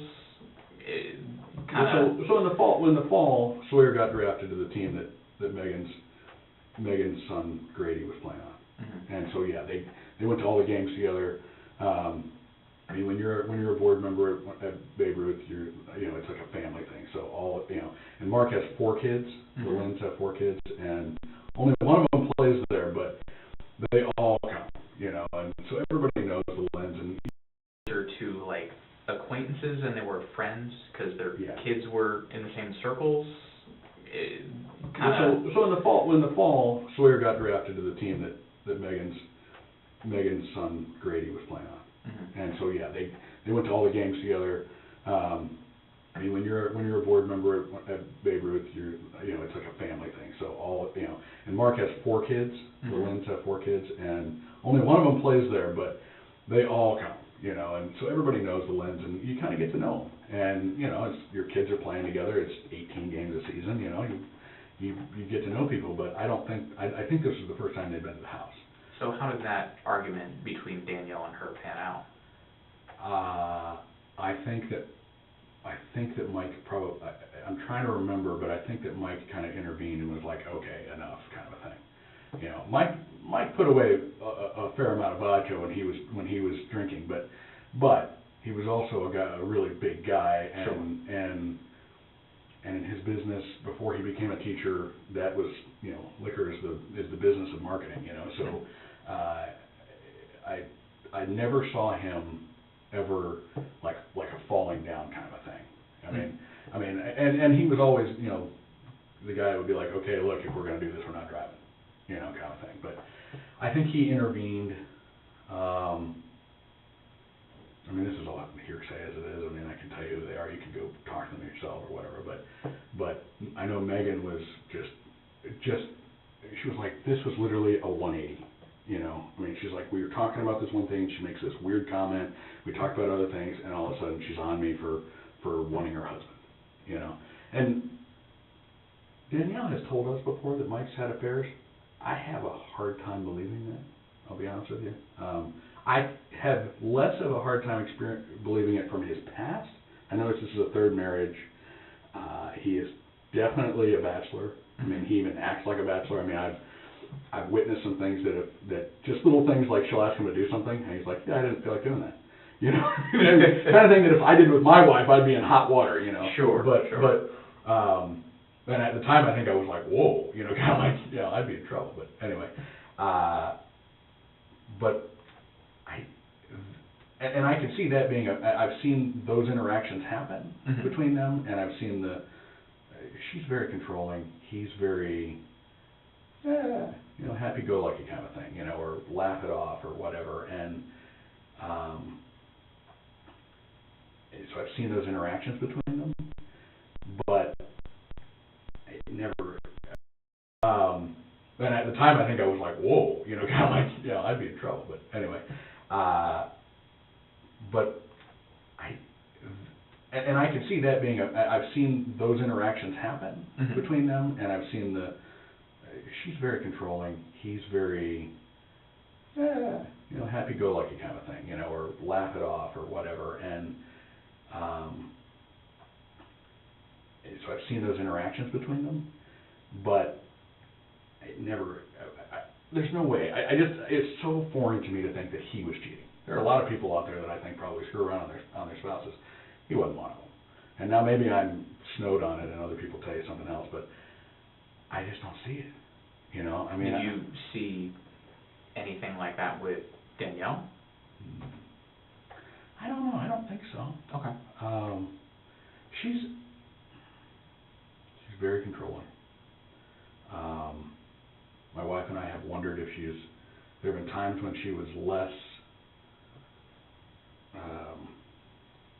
controlling, and we wonder if maybe, we would joke, we're like, well, maybe she got a new prescription or something.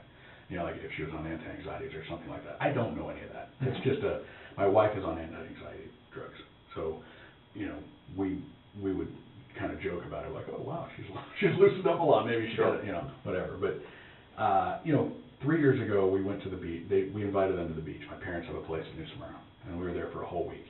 And to tell you, I've seen these kind of interactions of them. I mean, they were going to come over for like 4 days, and then they were going to go south to somewhere in South Florida because he had an old aunt and hadn't seen her in a long time, and she was now in her 80s or 90s, and he wanted to see her one last time kind of thing. Apparently, he has a CPAP machine, and he forgot it. So he was snoring like nobody's business. Well, at the time, my wife was pre-CPAP, so, I mean, she hadn't been diagnosed yet, so she had a snoring issue. And I keep earplugs in my house for that reason, And I offered them to her, because I was like, oh, that really sucks, here, would you like a package, And she was like, well, why should I have to do that? He's the one that's snoring. And I'm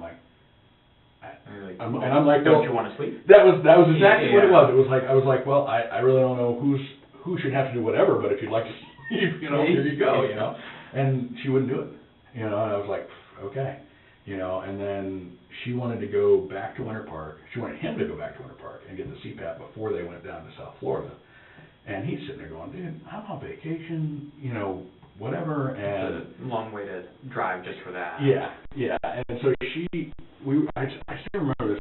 They were going to leave, or and I'm like, don't you want to sleep? That was exactly what it was. It was like, I was like, well, I really don't know who should have to do whatever, but if you'd like to sleep, here you go, And she wouldn't do it, and I was like, okay, and then she wanted to go back to Winter Park. She wanted him to go back to Winter Park and get the CPAP before they went down to South Florida.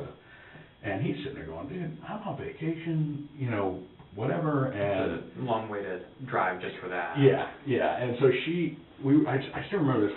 They were going to leave, or he was going to leave, on the evening of like the third or fourth day, and go back to Winter Park and then come back or whatever.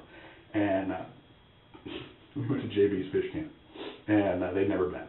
And I don't know if you've ever been there, but it's pretty laid back, and it's it's a fish camp. So, he went there and had a couple of drinks, and this is over, before dinner and then whatever. And then he ordered the third, and she was like, well, I guess you're not going back to Winter Park now. And he's like, I guess I'm not, because I'm really enjoying being here, Yeah. But it was one of those things. It was like, it was her. I mean, they were both involved in that issue, and had it been me, my wife, I would have just driven over and gotten it and come back just to not deal with it. But that's me. That was the first time we spent any real time with them, and so I got kind of a feel for that, how they interact, Mm-hmm. Let me ask you about, I know we're kind of... Yeah, I'm all over the place, I'm sorry. No, it's fine. It gives me an idea of, your observations being Mm-hmm. around them, and that does help. But if we sort of go back to Friday, you were sitting next to Danielle. Did you end up talking with her at all? I just said hello, because she's actually more friends with, I'm more friends with Mike, and she's more friends with my wife, and I said hello, and then she was chatting with Karen Gilmer, which is Steve's wife, and then before I didn't.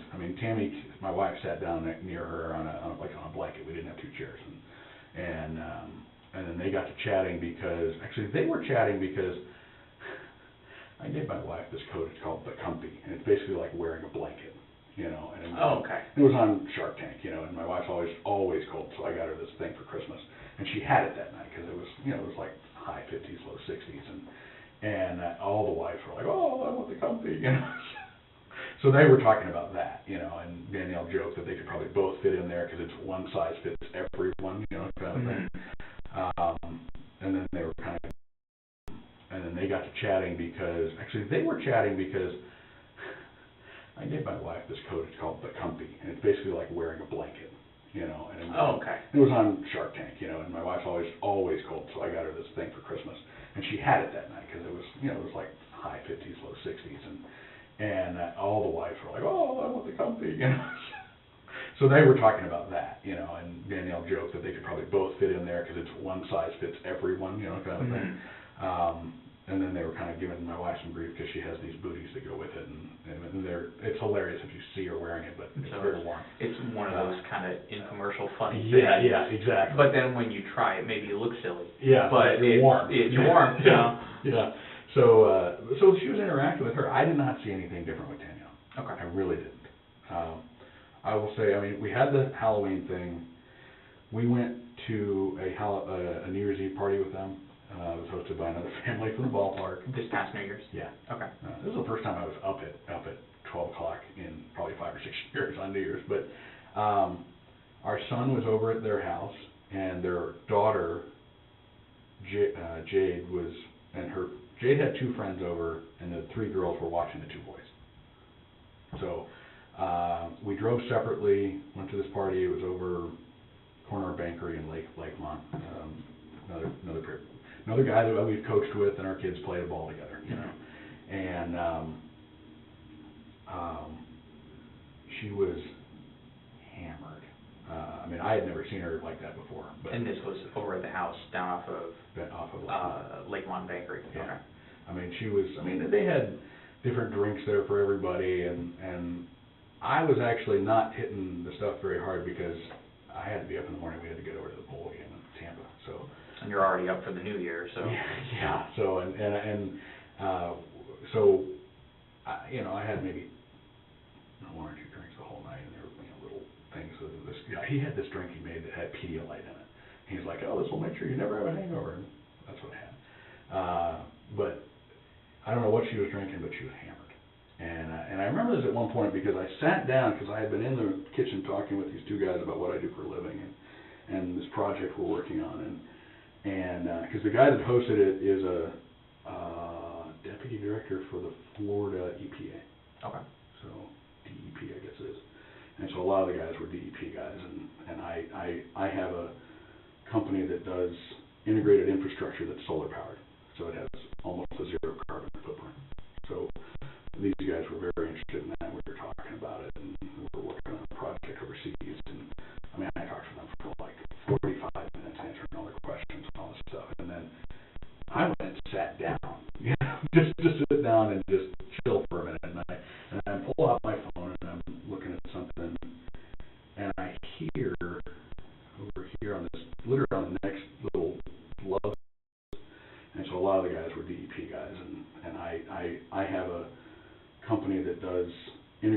infrastructure that's solar powered, so it has almost a zero carbon footprint. So these guys were very interested in that. We were talking about it, and we're working on a project overseas. And I mean, I talked to them for like 45 minutes answering all their questions and all this stuff. And then I went and sat down, you know, just to sit down and just chill for a minute.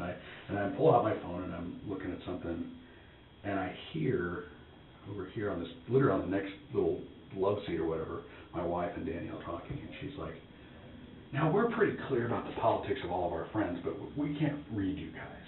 This is Danielle saying that? Yeah. Okay. And I'm listening to this, you know, and she's like, you know, "Are you guys Trumpers or what?" And not that it matters, I'm not a Trump person, but she was like, "You know, if you are, it's okay," you know. And we're like, "What are you? I mean, what the hell are you talking about?" You know, and seems like one of the cardinal sins at a party. Yeah. You know, you don't talk about religion, politics. Yeah. You know. And I leaned over because I was not in the conversation, but I was like, if you think that that's my party, then you know, you're crazy. You know. And I used to be a Republican. I've even put something on Facebook that I had left the Republican Party. So whatever. But and she was like, no, it's okay if you are. You just seemed like you'd be someone, you know. And I was getting annoyed at this point, so I got up and I left. At one point, my wife told me that she had gotten in the face of another guy that we coach with on the travel team, because he's just a really quiet guy. He's an attorney who does title work for real estate. You know, he's animated on the field, you know, because that's where one of his passions. But when he's not, he is conservative, reserved. You know, you wouldn't know he's in the room unless you start talking about college football or baseball. You know. And I mean, she was like on him, like, you know, "Why are you so quiet? And why aren't you ever commenting?" And I mean, you know, just in his face.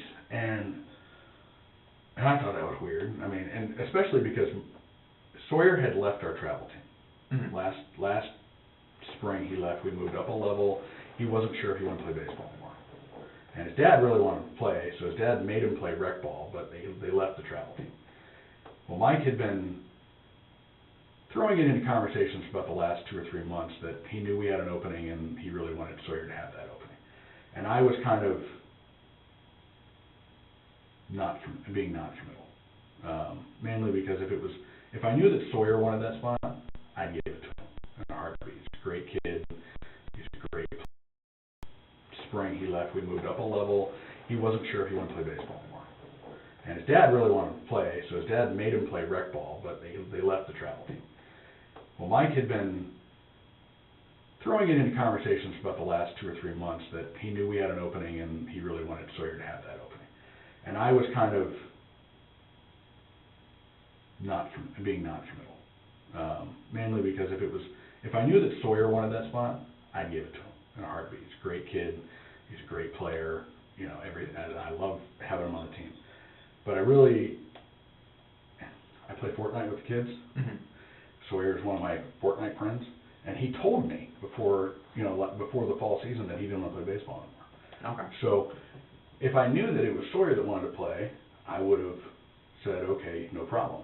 But I really had the feeling it was Mike that wanted him to play. Mm-hmm. And so I was kind of avoiding it, and then Mike went to the other guy, the quiet guy, and his name is Ryan Carberry, and was really chatting him up about how great it would be to have Sawyer on the team again, you know, and we're both kind of going, oh, this is uncomfortable. You know, and we were doing tryouts. I literally was going to tell Mike yesterday that, hey, we're doing tryouts, just bring him out, and if he, you know, well, whatever, you know. But my only resistance to putting him back on that team was all the drama that comes with Danielle. And I am not the only coach that's gotten both barrels from her. I've witnessed it before with other people. And literally, I manage the team. It's my team, so technically it's my decision, but I manage with four other coaches. Some of them have kids on the team, some of them don't. And I'm very democratic in how I do it. So I've told them, I'm like, look, she and I don't get along. There's a lot of drama there, but he's a great kid. And if the 4 of you guys think that I'm overreacting, then let's bring him on the team. You know, in the first round, we had decided not to do that. They had all said it. They're like, look, with the amount of drama, if you don't want it, we're good. You know, kind of thing. And I said, well, I want to see if the kid wants it. You know. That night, go back to New Year's Eve. So New Year's Eve, we are we're there for the thing, and the ball comes down, and everybody's Happy New Year and everything else, and we leave because we had to be up in the morning. And so we said to everybody, hey, we're gonna take off, and we said to Mike and Danielle, we're like, hey, we're gonna go pick up Riley, whatever. Well, they decided to leave too, so we're driving separately. We go back to their house. We were in their living room, and he goes, New Year's Eve, we are, we're there for the thing, and the ball comes down, and everybody's Happy New Year and everything else, and we leave because we had to be up in the morning. And so we said to everybody, hey, we're gonna take off, and we said to Mike and Danielle, we're like, hey, we're gonna go pick up Riley, whatever. Well, they decided to leave too, so we're driving separately. We go back to their house. We were in their living room, and he gives me a big hug, Happy New Year, and he could be a little more. He was a sentimental guy. I mean, he had a very full life, and he's Jewish, non-practicing. He's had a very full life. I mean, there were like so many things that we would hear about, because he's 20 years older than me. So there were things that were my parents' things that he was like, oh yeah, I was there. Right. Like, holy shit, he saw the dead, at places like Haight-Ashbury, or the Stones in Haight-Ashbury and stuff like, stuff that we read about, he was there for. So anyway, so he gave me a hug and said Happy New Year, and I said Happy New Year, and then she came over and gave me a hug, which I was surprised at, but the nature of the hug was so over the top. I mean, to the point where her leg was up, like behind me, behind my ass. I mean, giving like a three-limbed hug. Yeah. I mean, it was the kind of thing that I was like, and I was hugging her, but I was very uncomfortable because I was sitting there going, okay, you don't like me normally, so I'm gonna not, I was like, I'm not. It was weird. I mean, it was just weird, I mean, had it been one of my friends, like Mark Lynn's wife Megan or someone like that, I would have, smacked her on the butt or something like that, just to say, hey, get off me, and laugh it off. I didn't do any of that kind of stuff because she doesn't like me. I don't know where this hug came from. It was so amazingly inappropriate. It was weird. It was just weird. And I mean, my wife was there, and I didn't care, but she was like, that was weird. I was like, yeah, And then I saw them 2 days later, and she's back to being her cold, controlled person. That was weird.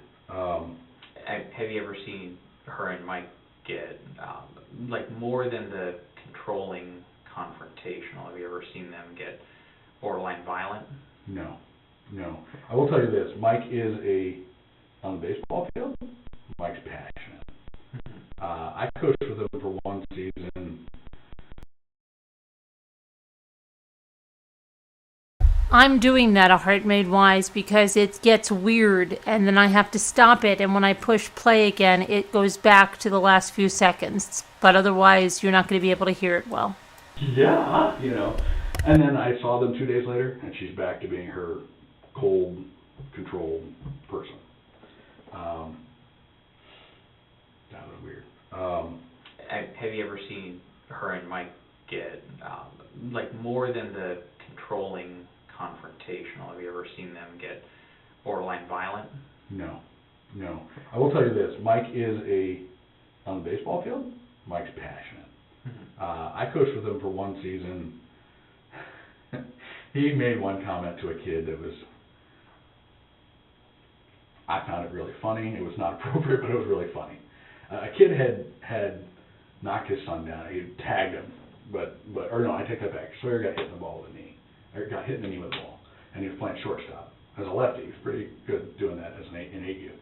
And he went down hard. He was crying and everything like that. And this one kid who everybody knows that he's a pain in the ass, and he gets in kids' heads because he teases them, and he was like, crybaby. And Mike's like incensed, and I'm like, okay, we're going to go over here. This was an 8-year-old. You're not going to, I don't want you to say anything, whatever. Totally different play later on in the game, and a whole other kid tags out the kid that said crybaby, but when he did it, he he just, it's like heat of the moment. He just went like this, and he hit him in the head, knocked him down. Now that kid's crying, and Mike was standing there, and he goes, "Who's the crybaby now?" And I'm like, "Okay, 8-year-old, get back in the dugout." Yeah. Yeah. Now, there were times when he yelled at umpires. I mean, from the crowd this time. I mean, and I've seen him do this before, and I've gone over to him when he was on my team. I go over to him and I'm like, "Stop." I don't let my parents do any of that stuff. And I helped write all the codes of conduct stuff for Winter Park Babe Ruth, so I'm like, "Stop. Just stop." At the end of the day, it's 11-year-olds playing baseball. I mean, and the funny thing is that if you got him when it wasn't his kid, he would tell you, he's like, "I have worked in pro sports. We will be lucky if one kid out of everyone that's gone through Winter Park Babe Ruth in the last 10 years makes pros." He's like, "It's not going to happen. All these people that think, you got to do this and this and this." And he's like, "I don't care. I'm just telling you. It's so remote. It's 750 guys out of 300 million people in the country. It's not going to happen." So he'll tell you that, like, when you're not on the field. When he gets on the field, he was a little more passionate. And I just remember last season one time he yelled at an umpire and a coach, and I knew it was him. And they were on the team with Mark Lynn. And bottom line is, in our level, there's no.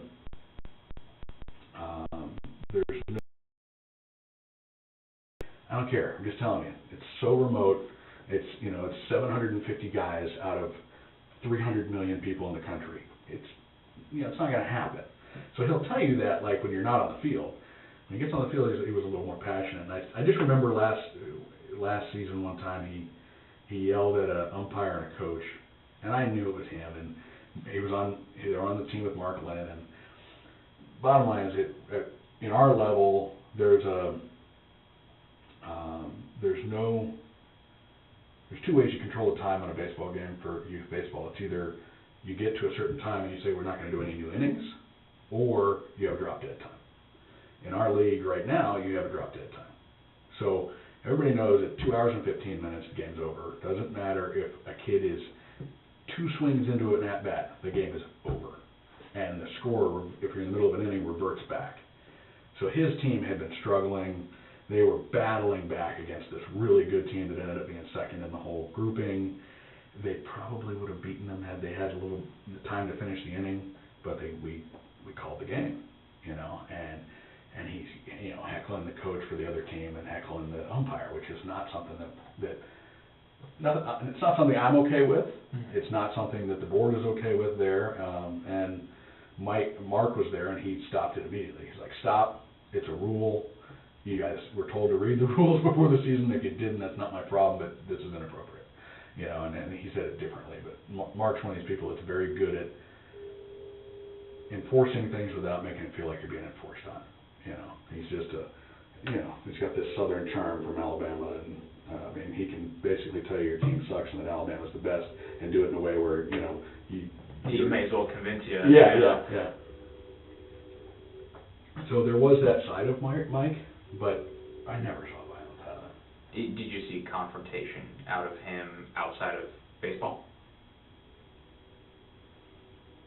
No, I really didn't. I mean, I've gone to some sporting events with him, and even if his kid's not involved, he wasn't.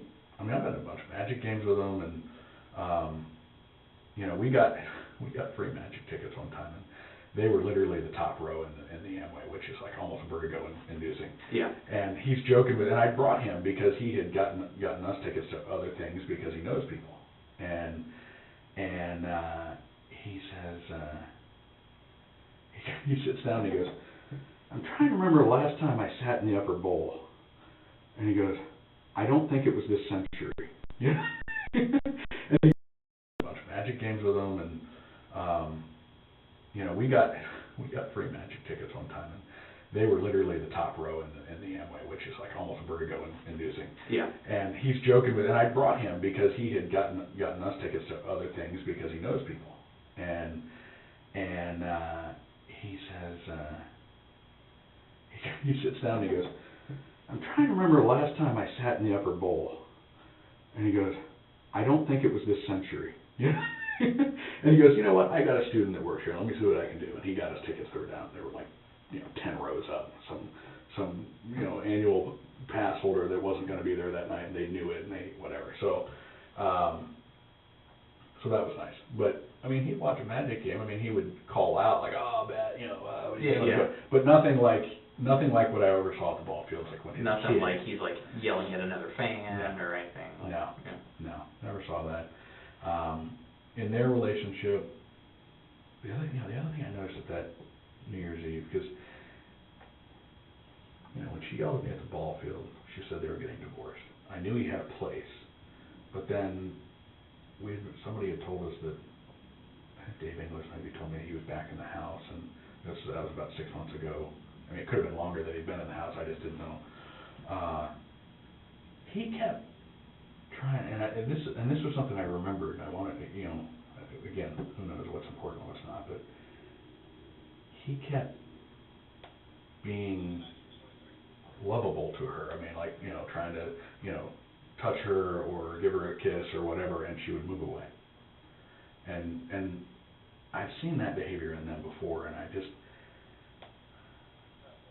And this was at the New Year's party? That's the one I'm thinking of, yeah. Okay. Because I noted it. It was like, okay, you guys are together, and they were having a good time together. Even before, when we went to their house to drop off our son, they seemed like they were having a good time, but there's a bar there. There was something that she, there was some end to that for her, I don't think, this is pure supposition, this is just my opinion, okay? I really don't think that he was totally happy professionally. I think that he really liked that he could call somebody and get tickets to something, and he liked being on that inside of that organization kind of a thing, and I know he's had some calls for offers for jobs in Tampa and places like that. She told him whether she was with him or not, she was going to be in Winter Park. She loves Winter Park. They moved here because he works at UCF, and that was the job that he got and all that. I really don't think that he was totally happy professionally. I think that he really liked that he could call somebody and get tickets to something, and he liked being on that inside of that organization kind of a thing, and I know he's had some calls for offers for jobs in Tampa and places like that. She told him whether she was with him or not, she was going to be in Winter Park. She loves Winter Park. They moved here because he works at UCF, and that was the job that he got and all that. But she said, I'm staying here no matter what, you can go. That was kind of a thing a couple of times, I know he was doing some consulting with minor league baseball, because we jokingly, we pulled up behind this car, this Audi on I-4 one day. I'm taking Riley with me, my son with me, to a business meeting at my business partner's house in Tampa. And then I look and I'm like, I think that's Mike's car, and I called him, I'm like, are you on I-4? And he was like, yeah. I'm like, look in your rearview mirror, kind of thing. And he was like, oh yeah, I got Sawyer here. We're going to, and he was going to a meeting with some minor league baseball guys that he was consulting with.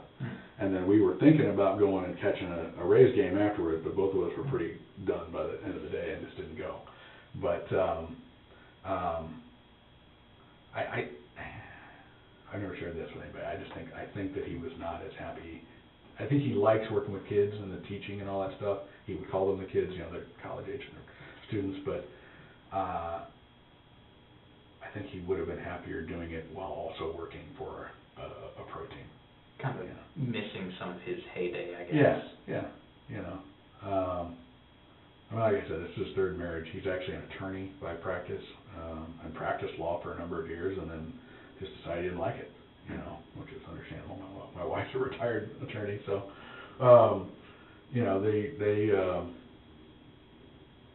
but he, I think for him, the trade-off is this, is that he had 3 failed marriages. He loved his kids like, nobody's business, and he never had kids in any other marriage, or 2 failed marriages, and then this one. So I think he would have done anything to stay with the family, and he's who he was, which was not always the best husband in the world. Not because I don't think he was cheating, but he struck me as a bachelor. I mean, when I say that he would do things, like I came over to pick up Riley one time, and the boys had been there I think they'd spent the night, and then this was like 5 o'clock the next day kind of a thing, and she walks in the house we had to get there, like, I came in, we're chit-chatting with him, and he's sitting on the couch, and they had like a living room that had a big flat screen, but then they also had, and he's who he was, you know, which was not always the best husband in the world. Not because I don't think he was cheating, but he struck me as a bachelor. I mean, when I say that he would do things, like I came over to pick up Riley one time, and the boys had been there I think they'd spent the night, and then this was like 5 o'clock the next day kind of a thing, and she walks in the house. We had to get there, like, I came in, we're chit-chatting with him, and he's sitting on the couch, and they had like a living room that had a big flat screen, but then they also had, well, you've been in the house, so when you walk right in the front door, you've got that little sitting area there, and there's a TV there that's on the wall. Yeah. Okay, and then they had the more informal kind of sitting area by the kitchen. So he's sitting on the couch right there in that front room, and he's watching Top Gear. And I remember this because Riley told him about it, and he had never heard of the show before, and he was a big Cars guy. So he's watching the show, and he's binge watching, basically. Yeah. And she had wanted him to do something like take something out for dinner or something, and he's like, yeah, no, didn't get to that, you know, kind of thing. And so just matter of fact. yeah, I mean, you know, and it struck me as he's still very much a bachelor, even though he's been married for, you know, 1 year less than Jade's been around. So, in your impression, would it be accurate to say that as much as Danielle was about control, there was no real controlling Mike's decisions from day to day because he was who he was, or? I don't want to say there's nothing controlling it, but he definitely, on minor things, he was going to think about himself first. Okay. You know, but I mean, I think his personality struggled between I am who I am kind of a thing, you know, been there, done that. I call it like the bachelor lifestyle, you know, and then the fact that he was very happy having children and having a family. And so how do you make those work? Okay. And that's probably his struggle. I mean, that was probably the thing he was trying to figure out, you know. But I mean, he was a great father. I know they struggled with Jade, and I know when they were separated, there were issues with Jade. And I don't know what the issues are, but I'll just tell you, I mean, I was playing Fortnite with the kids, you know, and I went to Sawyer when they first got separated. I went to him. We had played him in a ball game. I wasn't coaching him that season, you know, and I went over to him purposely after the game, and I said, look, my parents were separated a lot when I was growing up. You know, they were together, not together, together, not together. I've been through that, and if you ever want to just hang, you know, and talk about it, or if you need somebody, I'm here. You know, and that was all I ever said about their marriage. I mean, I was playing Fortnite with the kids, you know, and I went to Sawyer when they first got separated. I went to him. We had played him in a ball game. I wasn't coaching him that season, you know, and I went over to him purposely after the game, and I said, look, my parents were separated a lot when I was growing up. You know, they were together, not together, together, not together. I've been through that, and if you ever want to just hang, you know, and talk about it, or if you need somebody, I'm here. You know, and that was all I ever said about their marriage to him. So we were playing Fortnite. I know it was Sawyer and my son, and I was on there, and they all think it's funny that I play Fortnite. So they will include me. They're all so much better than I am. You know, I mean, usually how it goes. Yeah, I mean, so they'll play like literally like surrounding me. You know, but what I heard in the background was a huge argument between Danielle and Jade, and Jade is screaming, you know, get the fuck away from me, I fucking hate you. Now, some of that could be she's 13, 14. You know, I mean, I'm sure I said similar things to my parents at some point, you know, and then faced the consequences. You know, and then Danielle actually said something to me later on. She was like, you know, sorry about all that. And I was like, and I acted like I didn't hear it, you know, because it's their family life. If they're going through separations and dad's not there, and I mean, I know how that is. It was far more convenient to blame my own mother for the problems in the marriage when I absolutely knew it was my father's, you know, fault. So, I mean, he was the one that was cheating. So, you know, but it was, when your dad's not there, it's far easier to blame the one that's there, you know, and be mad at them because they're not going anywhere. you know. So it's what it is, you know. But their life was their life, you know. You know, and they knew they're good friends in Memphis with Justin Timberlake's parents and all this kind of stuff. I mean, so they just had this. In some parts of their life were like larger than life, and then other parts were just like everybody else. Yeah, you know? yeah. And I mean, you know, I said the thing about the other coaching thing. I mean, there was a Sawyer would never. We have two teams that are travel teams at our level. He would never be picked for the other one because of something the mother did. And it was that when we were 8 years old, and I understand her frustration. I created my team because of the other coach, because he's kind of a tool. But there's a bunch of us that didn't want our kids coached by this guy, and because he doesn't. I don't think he has the kid's best interest in mind. It's more about winning. And so we were all playing on his team because that was what we had to do at the time. Sawyer would never. We have two teams that are travel teams at our level. He would never be picked for the other one because of something the mother did. And it was that when we were 8 years old, and I understand her frustration. I created my team because of the other coach, because he's kind of a tool. But there's a bunch of us that didn't want our kids coached by this guy, and because he doesn't. I don't think he has the kid's best interest in mind. It's more about winning. And so we were all playing on his team because that was what we had to do at the time. And this guy had Sawyer catching. Well, first of all, you don't put a lefty. It's a very remarkable lefty that can catch successfully. But he'd also never caught before. And there was a bad throw from the second baseman. And everybody was like, oh, Sawyer, kind of a thing. And she's like, no, the throw from second was awful, you know, and it was blah, blah, blah. And she's throwing in like it was a shit throw. I mean, there were swear words in there. We hadn't gotten to the F-bomb yet, but you know. And Mike, she hadn't been to a lot of games, so she didn't really know anybody. And Mike says, Danielle, this is D. Brown. And she's like, I don't give a fuck who that is. Well, okay, D. Brown's son was on second base. D. Brown's father was a pro ball player. I think he was football. D. Brown was a UCF god of baseball, I guess, or something. I mean, I wasn't around during those days. I lived out of state for about 10 years, so he was very well known. He's also a very quiet guy. He's very proper. They don't swear. They don't, you know. And he even said something like, you know, ma'am, we don't use that kind of language around our kids. And she's like, whatever, you know, kind of thing. Well, Sawyer was never going to be on that team again.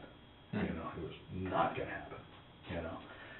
It's unfortunate because it's not him. Right, it's not him, but the other parents, you know, you don't want the. I've done that before, where we don't want a parent, you know. I'm buzzing on this. Okay, Oh yeah, I'm sorry. I just have to update something real quick. yeah, no worries. My wife's asking where I am. So.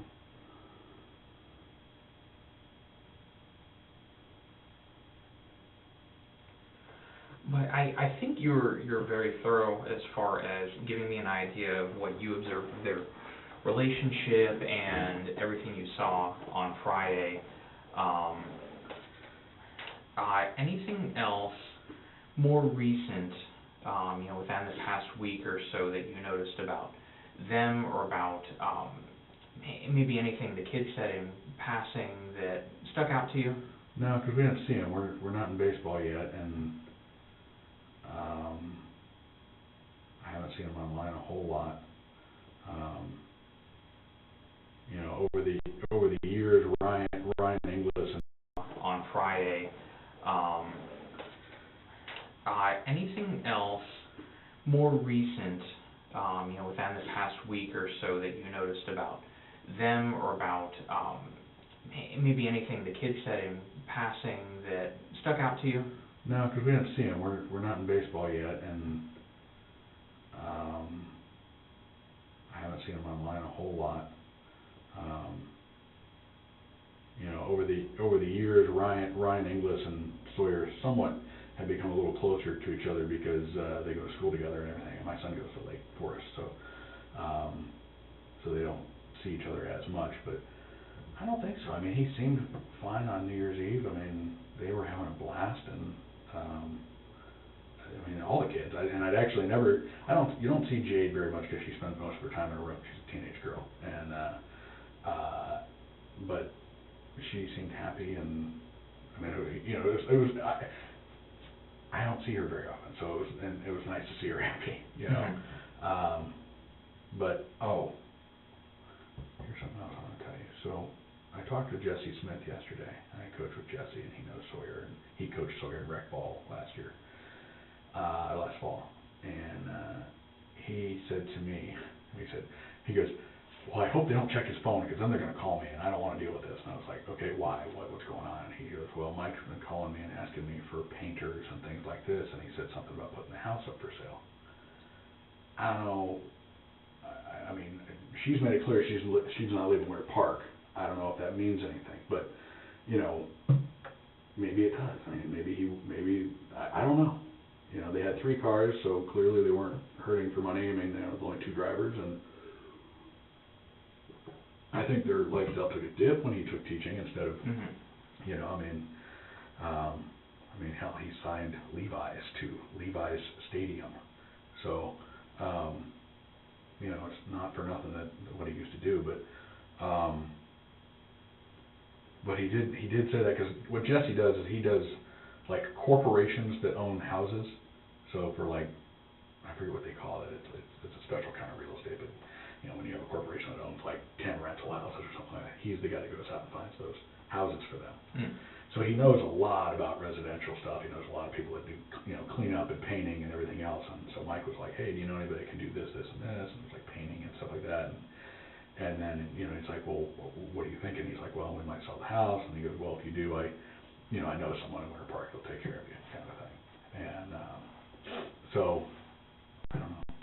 Okay. Mike was thinking sell the house, special kind of real estate, but you know, when you have a corporation that owns like 10 rental houses or something like that, he's the guy that goes out and finds those houses for them.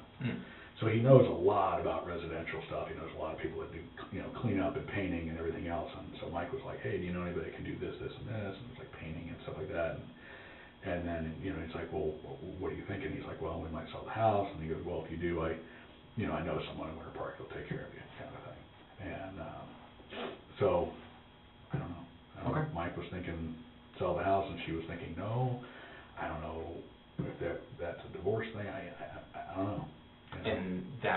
And you heard this? He told me yesterday. Yesterday, okay. Yeah, because I called a couple of the guys we coach with, and they said, look, I want you to know this is going on, because all their kids play with them. I mean, and word was everybody. You know, I mean, a lot of us just do the same sports together. You know, and everybody knew that Mike and Danielle couldn't.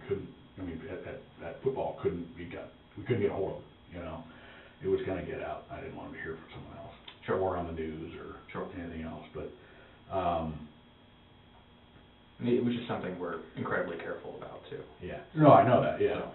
I will say this, and this is going to sound really bad, but I actually said this to my wife last night. I was like, I could see her, and I don't know what happened. I don't need to know what happened, but I literally said to my wife, and I couldn't believe I said this, but I was like, I could see her doing something. Or who knows, maybe he just fell down the stairs. I don't know, but I don't know. I could see her doing something. I just could, and that's why I've been for 18 hours wondering if I should come in here, you know, because in my mind's eye, I could just see her getting angry. I mean,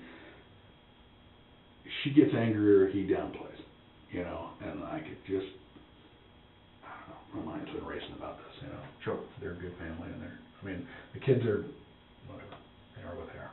Well, I do appreciate you coming in, because, you know, we aren't, you know, all-knowing, and we don't have those first-hand impressions that you do. So I do think it was valuable that you did come in. So thank you for coming in. I think that was pretty well encompassing, unless there was something else that came to mind for you that you wanted to let us know about. I don't think so. Okay. All right. Well, I'll get you my business card in case something else comes up that you think is important for us to know. Feel free to reach out whenever. And, you know, I'm frequently out of the office as well, so, you know, feel free to leave a message and everything. So. She's not, you can't tell me, but she's not like this. You wanted to let us know about? I don't think so. Okay. All right. Well, I'll get you my business card in case something else comes up that you think is important for us to know. Feel free to reach out whenever. And, I'm frequently out of the office as well, so, Sure. Feel free to leave a message Okay. and everything, so. She's not, you maybe can't tell me, but she's not, like, missing or something, right? No, she's not. I know She's you not don't- missing. Okay. I mean, I know you don't have any custody, but that doesn't mean she's not Baker acted or something like that, so. No, she's not missing, but that's, as you suspect. Yeah. There's only so much I can say. No, I'm So- not asking. Can you, and I don't know if you can tell me this, but did you guys track down Jade? Track down. The daughter? Yes. Okay, good. Yeah, they are safe. Okay. Yeah. All right. That's what I wanted to know. So, my boy's at home, and we told him that Mike had died. We haven't told him anything else, and there's a big baseball evaluation today, so, we do them twice. We do them today and then next Saturday, so everybody has to do one of them. So, all those kids are gonna be out there today. So that's kind of going to be a cloud hanging over everything, and Yeah. Well, obviously I don't think Sawyer will be there, but, and I don't know how, I'm just gonna vent for a minute, but, no, yeah. He has no family that I know of. He had a brother, but I don't know if he's still living. I don't know of any family that he has. I think his parents are dead. She has some family, I know that, but if she had something to do with this, the kids can't go to her family. They will systematically erase Mike from their life. I don't know, that's just me. My brother was killed 15 years ago, stopped on the side of the road, and he and a firefighter from Oviedo were killed, and then a bunch of other people were injured pretty heavily. And it was on the turnpike, and we have all gone to great lengths to make sure that they know their father, and I watched how my nephews changed after that event, and I don't want to see it in Sawyer. My brother had 3 boys, and they're all great now. It's been 15 years, but one of them was very angry for a long time. One of them was happy-go-lucky to the level of like, don't tell me anything. And the third is actually pretty well adjusted, although he was pretty much on his own because his mom was pretty useless for a long time. And I watched how my nephews changed after that event, and I don't want to see it in Sawyer. My brother had 3 boys, and they're all great now. It's been 15 years, but one of them was very angry for a long time. One of them was happy-go-lucky to the level of like, don't tell me anything. And the third is actually pretty well adjusted, although he was pretty much on his own because his mom was pretty useless for a long time. My brother was if you think about parents where usually the mom's like 60-70% and the dad's the rest, they were the flip-flop. Mm-hmm. So Karen is just not very maternal, and to have, he pretty much raised himself from about 12 on, so, and he goes to Rollins now, but just watching the changes in them, that sucks. And if her family's anything like her, the last thing I want is for them to erase Mike from that. So, I don't know. I don't know any of the family members, so I shouldn't say anything, but I just,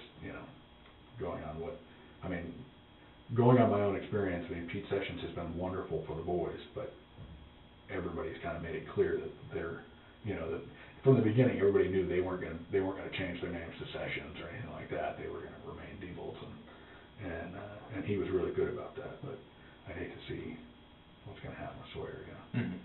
So, plus, they go live with family members, they're leaving, so, because nobody's here. So, anyway, that's neither here nor there, but. No, it's all right. Yeah. Thank you again for coming in. You're welcome. If I can do anything else, let me know. If you need to know any of these other people that I mentioned, I can steer you their way.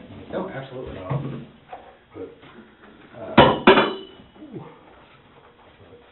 They were well liked in the community, so at least the kids were.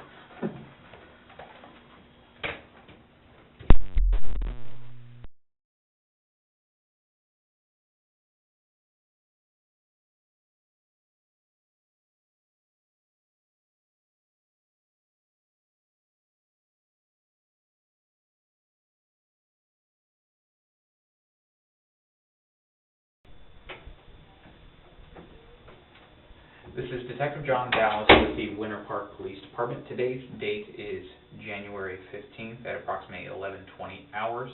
This will be a interview with a Robert Aquin in regards to case 2019-4600-0053 with myself, Detective John Dallas, and Detective Pamela Ware.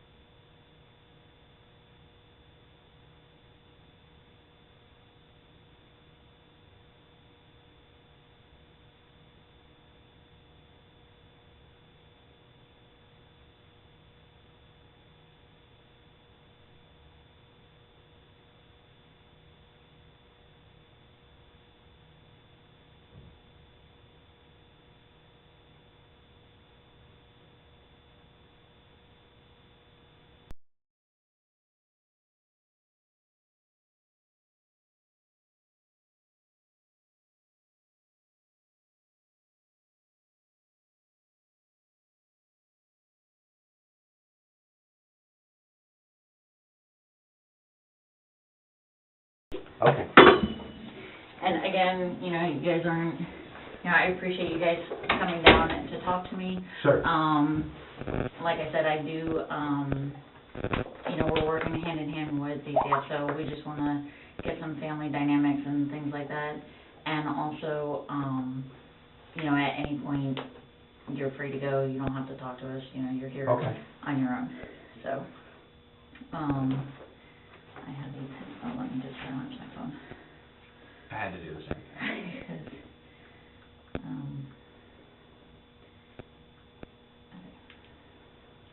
Was the trip down okay? Yeah, it wasn't bad at all.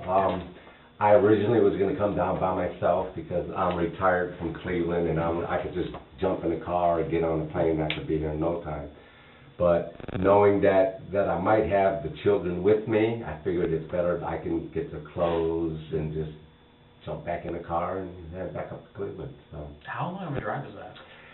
we took 77 down, so it's like 15 hours to the top of Florida, and then from wherever you're going to Florida, then you could be like anywhere for 3-5 hours. Right. I think from there down to Miami it's like 5 hours.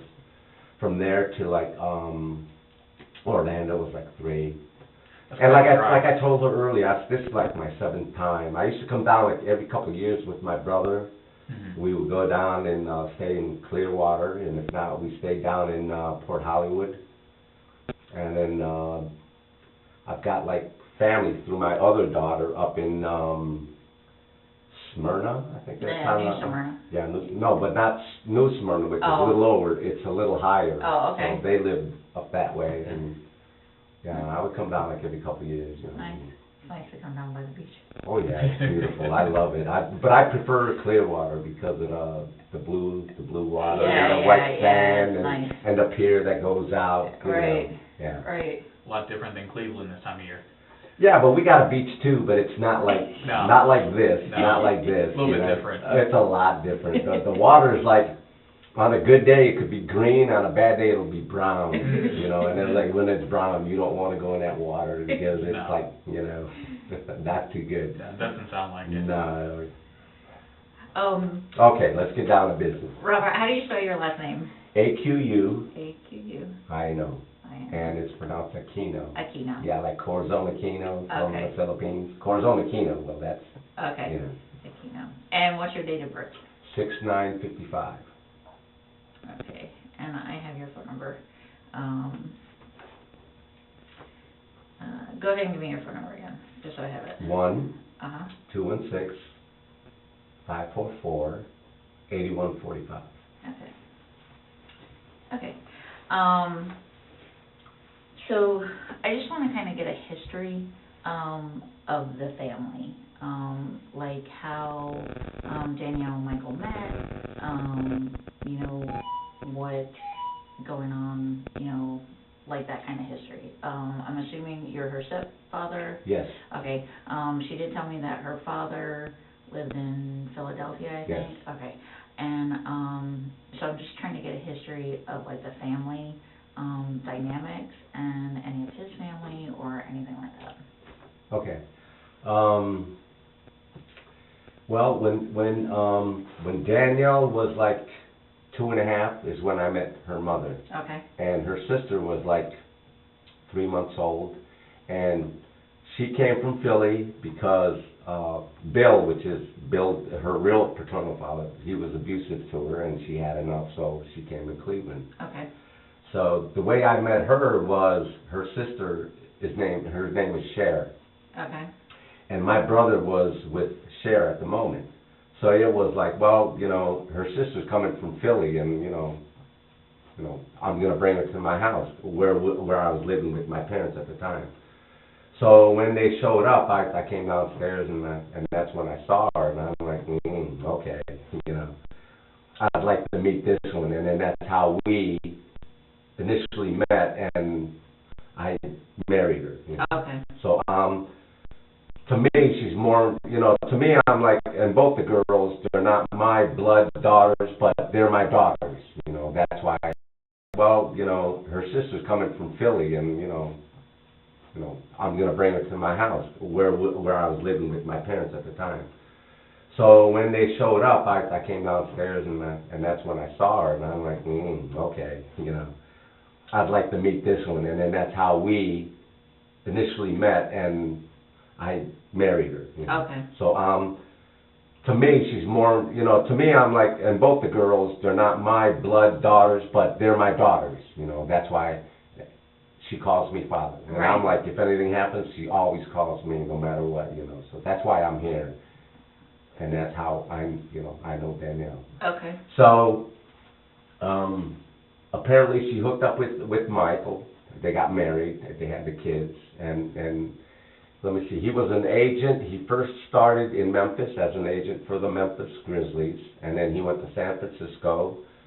He was an agent for the San Francisco 49ers. From there, he went to Indianapolis with a NASCAR business, and then from there, they ended up here in Florida. So that's how he ended up at UCF as a business agent, or a business management manager in that school, you know, because a lot of people, well, how can I get into that business? Well, he's the guy that was in that business for up until, you know, whatever happened to him. Okay. You know. And if I can, I'd like to ask you guys what happened. I mean, what happened to him? What did you guys determine? Because I still don't know for sure what happened to him. All I know is that, from what she said, well, he had a heart attack. You know. Okay. Okay. But is there anything you'd like to hear from me at this point? Yeah, so, so let's just back up a little bit. Okay. So, Danielle's mom, Kathleen. okay. She was married. Go ahead. She was married to Bill. Right. And she had Danielle and Danielle's sister, Tiffany? Yeah, Tiffany is the third daughter. Okay. And now she's my blood daughter. Okay, Tiffany's your Blood daughter, yes. With Kathleen? Yes. Okay. But there's two more. Okay. Yeah. There's Tiffany, Okay. Kristen, and Alex. So there's 5 altogether. 4 girls and my son. Okay. Alex Melanie is a boy? Alex is my son. Yeah, Okay. the boy. He's the only boy out of the girls. Okay. And there's Melanie, which is the second daughter, okay. which is Bill's paternal daughter. Okay. But like I said before, she calls me father more than she does her real father because her relationship, she was only a baby. She was like 2.5 months old. Right. Yeah. Right. So I virtually raised them both, you know. Okay, so let me just see if I understand this. Okay. So Kathleen and Bill got married at some point, and they had Danielle and Melanie. Yes. And then she left Bill. Right. And came to Cleveland and met you. Right. Through her sister Cher, and you guys got married, Right. and then all 3 of these children are both of yours together? Yes. Okay. Yeah. And where is Kathleen now? She's deceased. Okay. She died in 99. Okay. Cancer. Okay.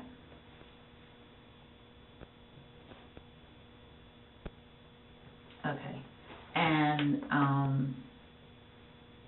so let's back up a little bit. So you guys were married up up until she passed away? Yes. Okay. And do you know how Danielle met Michael? I'm not sure. It might have been at a function or something. I'm really not sure. Okay. Because she was an adult at that time, and she was like out on her own, out on her own. Right. Do you know how old she was when they met? Not really. Not really. Okay. Is it possible they could have met through like a work thing? Like, what was she doing for work? Yeah, well, she was, honestly, I don't know what she was doing at the time, because we had contact, but not like, hey, Dad, here I'm at, but it was like, I know where you're at, and if there's something you need, or you need to call me, what? How old she was when they met? Not really. Not really. Okay. Is it possible they could have met through like a work thing? Like, what was she doing for work? Yeah, well, she was, honestly, I don't know what she was doing at the time, because we had contact, but not like, hey, Dad, here I'm at, but it was like, I know where you're at, and if there's something you need, or you need to call me, well, you know where I'm at, because I've been in the same residence for the last 30 years, which is 4708 West 150 in Cleveland. Okay. And that's where she grew up, but that's where all the girls grew up, and my son. Okay. So when they get to an age, they're like, well, they fly the coop, you know what I mean? Yeah. Okay. They have to I know. eventually. So, Yeah. Hopefully. Well, and then the only one that's with me now is Alex, and I'm trying to get him to fly the coop, so that I can fly the coop also. Those boys, they like to hang around. Well, I'm getting them through school, Yeah. and that sort of thing, through school and working, and he's just like a little lazy, so I gotta like that fire, Okay. See, I don't know, do you guys got kids? I do, No? and Well, mine are in you their know what 20s, so you know what I'm talking about? trying to get them out, but yeah. they won't. Well, normally they do, because they're like, you know what, I want my own life, I Yeah. want my own career, or whatever, but it's like, Jesus Christ, what's taking you so long, I know. They won't. Not that I'm in a hurry, because I feel like I'm not going to go anywhere either, but I'm like, I want him to have his own life, Right. Instead of... All right, anyway, okay, all right. So Michael, did you know anything about him or anything like that? Not prior to him with Danielle. Okay. I have no idea, whatever, Okay, so when they started dating and eventually they got married, Right. did you keep in touch enough to know about their relationship Yes. and things like that? Okay. They ended up, his first big gig was in Memphis. And Okay. they had a house, they had a condo down by the river, which is, exclusive because he's, well paid and all that. And they ended up in Memphis, and then we all had like a family gathering in Memphis, and I stayed there for like a week, and so did one of my girls. I think Alex stayed with me for a couple of days too. Okay. And that's where I really got to know him, Okay. And during the time that you knew them, was there any issues that you had with him? No, No? none at all, Okay. no. Only that, and I think Jaden was like maybe, I don't know, maybe 3, and then maybe, I can't recall if Sawyer was, maybe he was like maybe 2 running around, But it was, the family, and it was around Christmas, so everybody was in good spirits, good mood, Okay.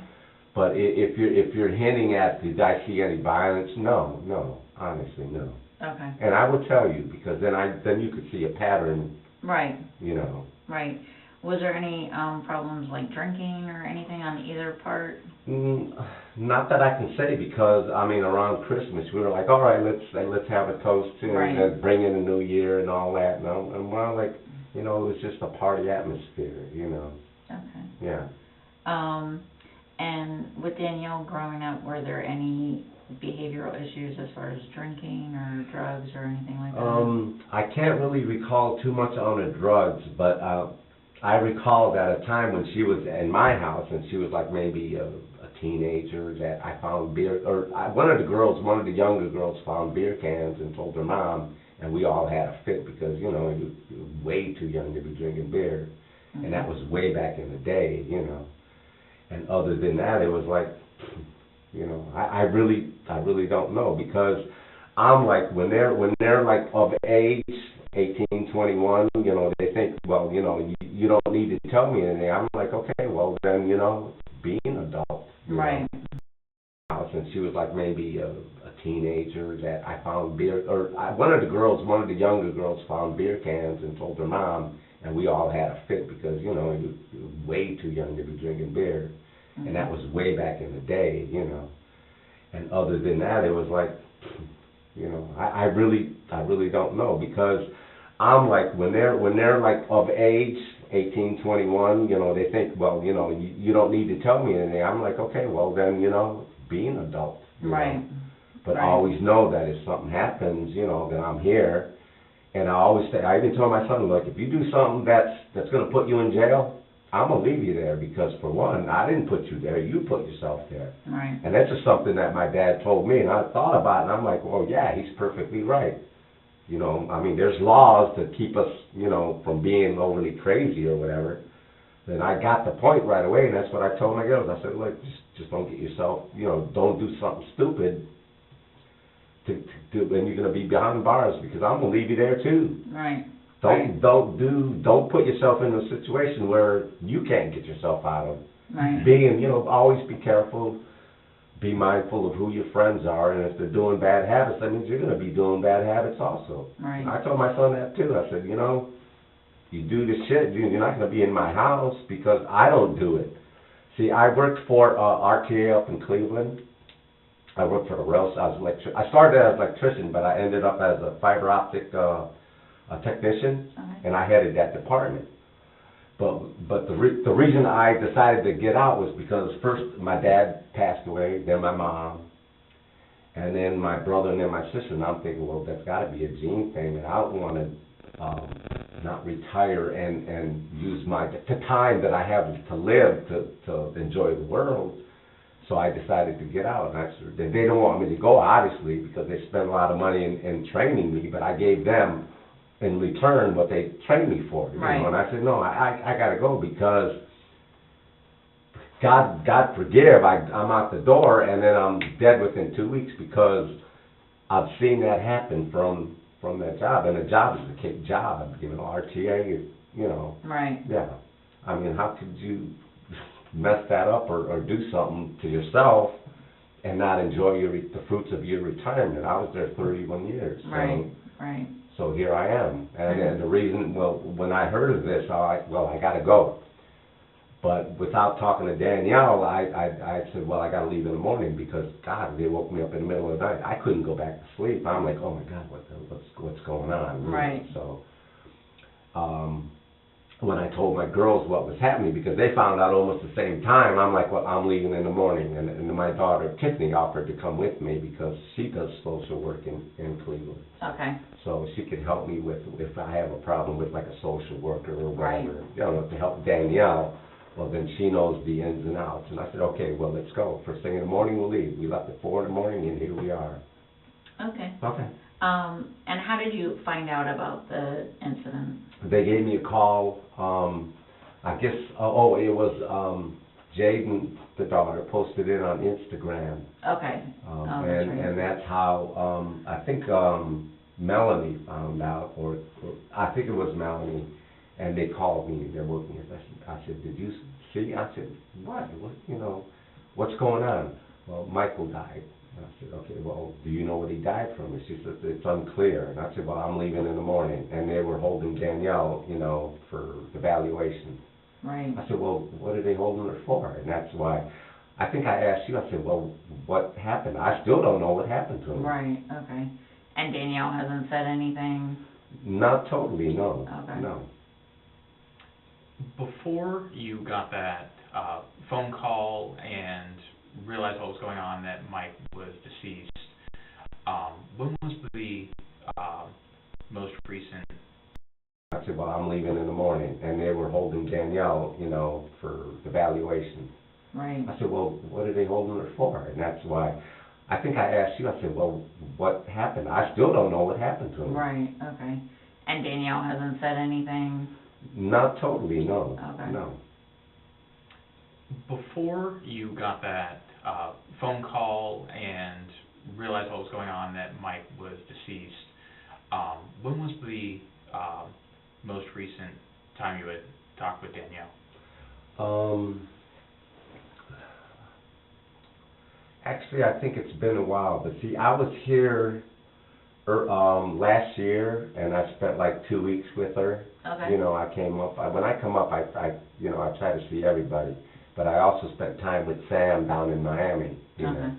So, my other daughter came in, and we met at, I think it was Cocoa Beach for like, a beach outing, and I think that was the last time I actually had contact with her, and... But when was that? Last year. Like summertime? Yeah, or... summertime. I'm thinking like maybe June-ish. I mean, I get around so much, I'm like, I forget where I'm at. Because I just recently got back from Machu Picchu. Oh, wow. Oh, Yeah, nice. yeah. So that was one of my, big trips. Right. Very cool. Oh, it's once in a lifetime. Yeah. Because I have a friend, he's Peruvian, Mm-hmm. and we're like a Knights of Columbus, and off and on he goes, well, I'm going home, but when he goes home for like 3 months at a time. And he goes, and I just threw it out. I said, well, when you go home, I'd like to visit your home then. He goes, well, I'm leaving next year. I go, perfect. And we cut the conversation there. But then he gave me a call like early January. He goes, I'm leaving in 2 weeks. Okay, well, can I come with you? He goes, oh yeah. I'll make the arrangements and I'll give you like prices on the airlines and where we're gonna stay. And I said, and then for you to visit those monuments, you have to pay like a fee. And Right. what they do is you can go to any of the like landmarks or monuments. And he goes, okay, there's no problem. So we went to Machu Picchu and here I am, Nice. All beautiful. Yeah, I bet. Yeah. Okay, let's get back to this. When you visited last year, and spent some time with her, did she say anything about that they were having problems or anything Yes, like that? she did. Okay. And, well, we sat down and she explained the situation. I'm like, well, I can't tell you what to do. I can only tell you what I would do, because to me, it's like you make the decision, because if I make the decision for her, then it's more or less my fault. Right. Like, I could be wrong, I said, well, if it isn't working, you're better off apart, but both of you co-parenting the kids, the kids are like the in-betweens, Right. And that's what I told her. That's what I said, well, that's your options. I mean. Can you explain, like, what she told you as far as what the problems were? Well, he's a lot older than her, and it was part of it. She kind of threw it out. Well, they haven't had sex for a while, and I, that's understandable. I'm older, and with my girlfriend, it's not like it used to be, But I said, well, I mean, outside of that, I mean, you still have Jaden and Sawyer. They're just to me, they're just babies. They need two people. Right. Right. And I think I just left it at that because I wasn't one to say, he's beating you up or you're abusive to him. I'm like, that's not my business, other than I'm trying to look out for both of them, because Michael was like, he was like really good to me, and I was like really good to him, you know how, guys are, Right. When I would visit the home, he goes, no, you stay at my house, Right. We got the room upstairs, and that's what I would say. They need two people, Right. Right. And I think I just left it at that, because I wasn't one to say, he's beating you up or you're abusive to him. I'm like, that's not my business, other than I'm trying to look out for both of them, because Michael was like, he was like really good to me, you know, and I was like really good to him, you know. You know how, you know, guys are, you know. Right. When I would visit the home, he goes, no, you stay at my house, you know. Right. We got the room upstairs, and that's where I would stay. And we would do stuff like, yeah, well, let's go to a movie, or let's go eat, but we would all go with the kids and Danielle, you know. Right. And what can I say, you know? Okay. There was an incident between them back in 2001, in Ohio. It was a fight, I guess, between both of them where the police were called. Do you remember any of that? No. Okay. No, because and honestly, I don't recall being notified about that, you know. And if I was, I would have talked to him. I was like, you know, he's a really tall guy. I mean, and to me, like, when you're tall, you're strong. And to me, you never put your hands on the wall. I came from an abusive parents, you know, and my parents were Puerto Rican, you know, but my dad was like, to me, one of the bad ones. And I vowed as a man, I said, I will never be like that man. I never put my hands on the kids, you know. But honestly, I never heard of this, Okay. you know, because I would just tell you, yeah, I heard about it, and I would talk to him. I said, you know what, you don't put your hands on her, you know. If anything, that's what we have a police for, you know, you know. Right.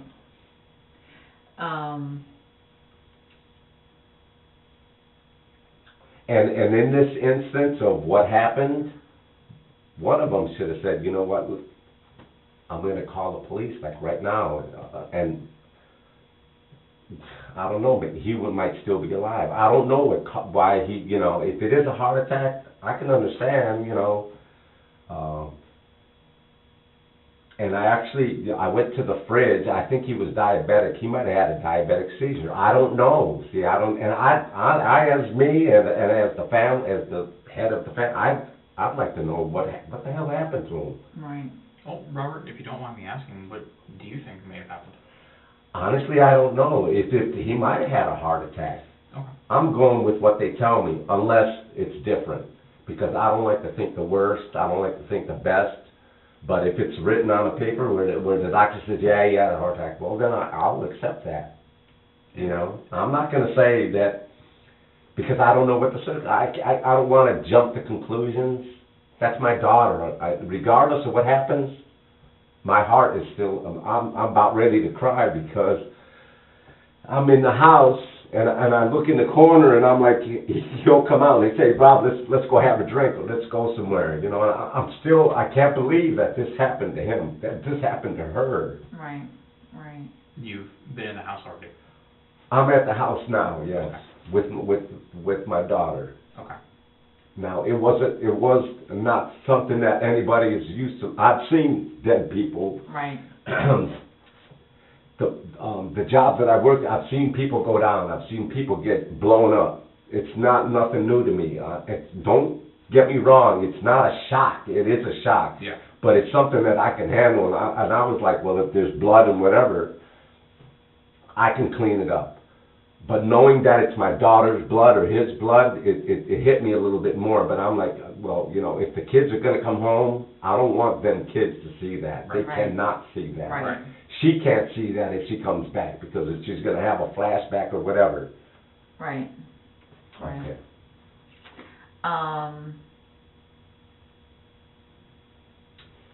We can't tell you what happened right now. It's still an open Okay. investigation. All right.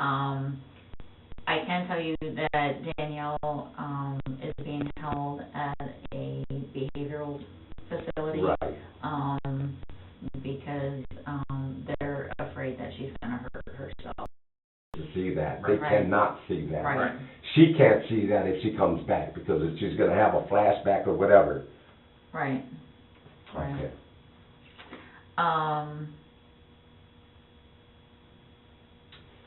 We can't tell you what happened right now. It's still an open Okay. investigation. All right. I can tell you that Danielle is being held at a behavioral facility. Right. because, they're afraid that she's gonna hurt herself. So they have her, they're holding her there. Right. She's not under police custody at this point, or, so she's not being held by us, she's being held by the doctors. Okay. So I'm not sure when she's gonna get out, I know she's still there, Right. so, Me, this would be good for her, because if she has an alcohol problem, then this would help her clear up. You know, I mean, I've talked to her on the phone, and there's like an edginess to her. That means she might be rehabbing or detoxing. To me, that's good for her, because I don't want her coming in the house and then, like, if the kids do something, all of a sudden she's blasting off on the kids, or on me, because I won't take that. I'm like, okay, you know what, I'm going home. okay, And don't call me unless, but then I'm thinking about the kids. I don't want the kids to be, you know, to be on the stick end of whatever's going on. right. Right. That's why I'm here. Okay, That's why I was like, oh, well, I'm gonna leave in the morning, you know, I'm Right. just gonna throw stuff, and that's all I got, just threw stuff in the bag, my essentials, my, you know, and just, but my daughter said, no, wait, I'll come, we'll drive my car. I got a new car, and I said, no, we'll drive mine. No, I'll drive hers, because she's more comfortable with hers. okay, And so, 4 o'clock in the morning, we left, and here we are. okay. Just a couple other quick questions about Kathleen and Bill. You said that, she said that he was abusive, like what, like physically, or like how? Yes, well, Bill was a drinker, Okay, and some people, when they drink, they flip. They're not that Mr. Nice Guy. Me, if I drink and I'm I love to party, I want to dance, I want to sing and all that, you know. right, Some people, like my dad was like an abusive drinker, you know. It's like he would drink and then all of a sudden he's this other person, somebody like, God, what is this, you know? okay, But we're not talking about my dad, we're talking about Bill. right, Now, Bill apparently was like, when he would drink, he would like maybe throw the kids around, beat her up, and she just had enough of it, and that's why she said she just grabbed what she could, you know, because she, you know, me knowing her and meeting her, she tells Right. me everything. right, She goes, no, why would he do that to me? Why would he do that to the kids? And I'm like, okay, well, good thing you got out of there. right, And I told her from then on, I said, look, I don't put my hands on the kids. And she would tell me, they're being bad, whip them. And I said, no, I you know, a lot of times I would just put a plate behind, you know, on her butt and just pop, and then, okay, it's done, you know. I'm like, I don't want to be the bad guy, you Right, know. right. Did Kathleen drink at all? Yeah, I mean, we would party, you Right, know. right. You know, yeah. Okay. And growing up, other than that one time, like when you found the beer cans in Danielle's room, did she drink a lot, excessively? No, honestly, I don't know. But there was like, I remember she had a boyfriend and we were good, you know, that dad, you gotta come over for whatever. And they got into a fight. And I guess they must have got physical, you know. And I took him aside. I said, you know what, you can't put your hands on her. And from what he told me, well, she's a little bit violent, you know. And well, did you try to calm her down? Yeah. And probably that's how they ended up, you know, scratches or whatever. Okay. And I told him, I said, you know, you can't put your hands, no matter what. Walk away, get out of the apartment, call the police if you have to, Right. you know. And that's, I recall, but that was a long time ago. Okay. Did you ever talk to Danielle about? And I guess they must have got physical, you know. And I took him aside. I said, you know what, you can't put your hands on her.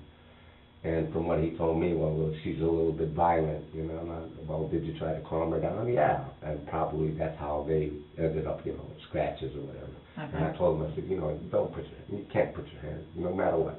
Walk away, get out of the apartment, call the police if you have to, Right. you know. And that's, I recall, but that was a long time ago. Okay. Did you ever talk to Danielle about any of that, about drinking or being violent? No, because as an adult, I think she should know better, you know. And Right. if she does have a problem, then she has to address it. You know, I can help her, Right. but I'm not in that body, you know. Right. Like I said earlier, I'm from you know, when you're an adult and you're telling me at 18 or 17 that, you know, don't tell me what to do, you know, that sort of thing, okay, then, you know. Right. And you're free to come and go in my house. Just don't bring strange people in my house. And if you're going to stay out all night, you let your mother know that you're, you know, whatever, you know. Okay. Yeah.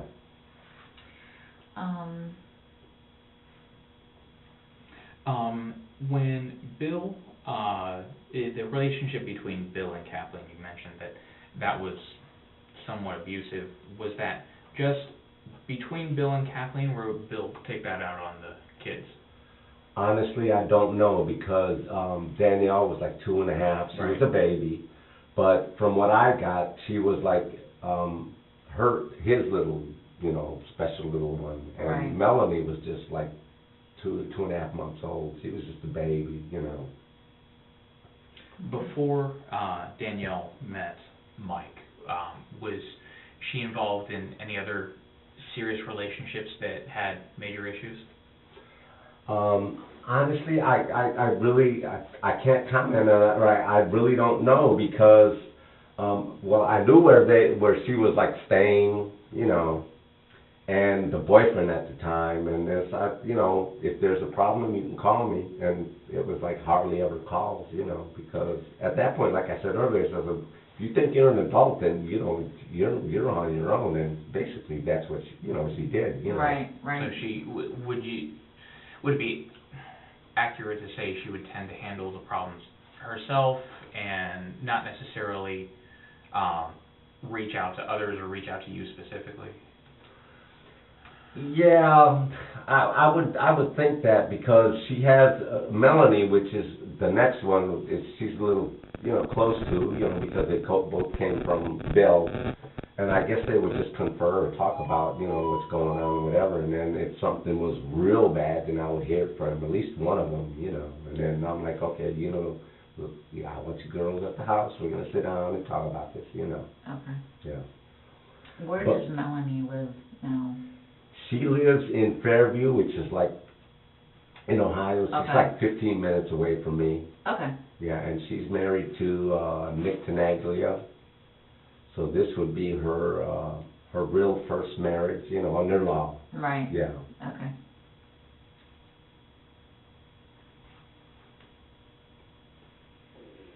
I don't know.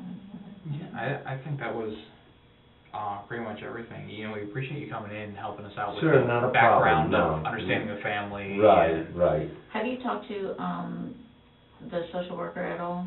Yes, a couple times. Okay. Yeah.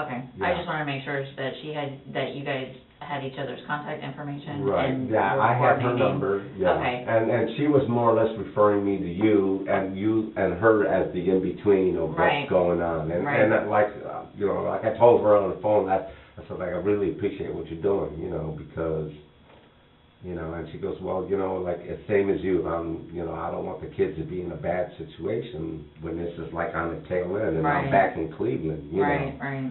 You know, Yeah, but if there's a situation where I have to come back down here, you know, and it's for the kids, it's not for her. To me, she's an adult. You know. How long do you plan on staying this time?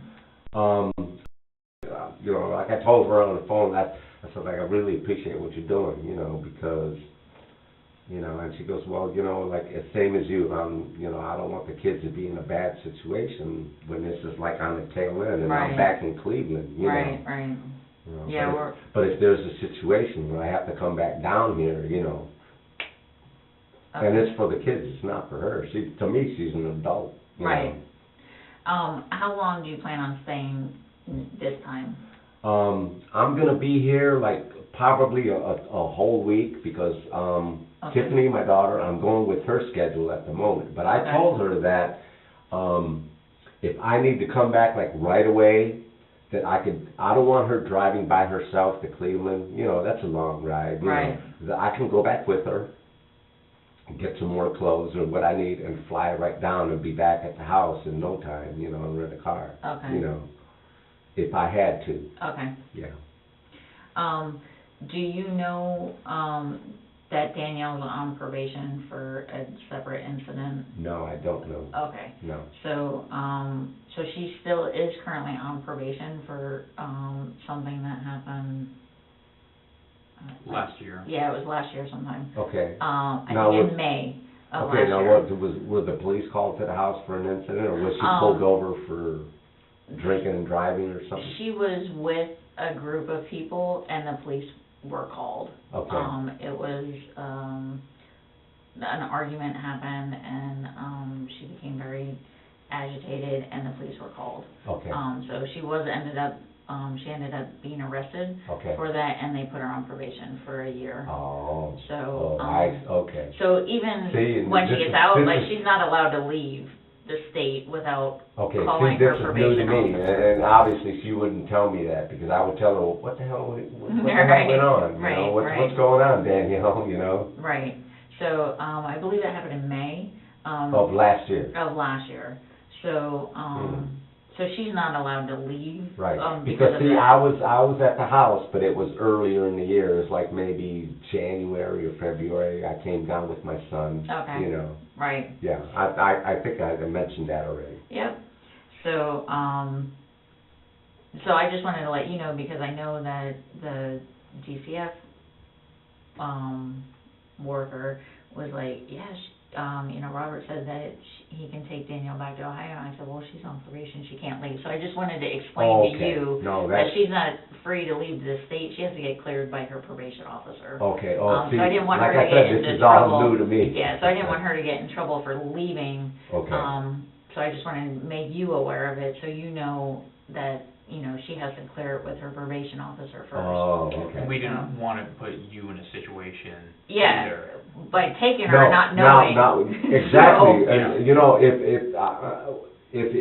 it came to the point where, like, okay, Danielle, let's just go up to Cleveland, you could, you know, she stays at my house, you Right, know, and right. the kids do too. Right, Let's go home, to me, it's like, let's go home, and she'll go, yeah. And if she doesn't mention this, you right, know, then you're on it, yeah, on the and hook. me not knowing, you know, and I'm gonna Right. tell you the truth, she never said a goddamn thing to me, you know, and this Right. is on her, but it implicates me also. Correct. Yeah. So that's why I just kinda wanted to let you know that, so, you know, you're not like, so you know that she's not free to go because she's on probation Right, I for get something you. else. And on the flip side, see, because I work for the city, I'm actually like a federal employee, you know, I'm straight as an arrow, because to me, my job, and I don't work for me, I work for my family, for my Right. kids. If I mess that up, I'm messing up their futures. Right, So I've always been on the straight as an arrow. They drug test me, alcohol test me, and I'm like, no, I don't do that shit, because if I get thrown out, my kids get thrown out, right, you know. Right. I don't, you know, I got that a long time ago, you know, it's like, when you marry, when you take on a, you know, I'm straight as an arrow, because to me, my job, and I don't work for me, I work for my family, for my Right. kids. If I mess that up, I'm messing up their futures.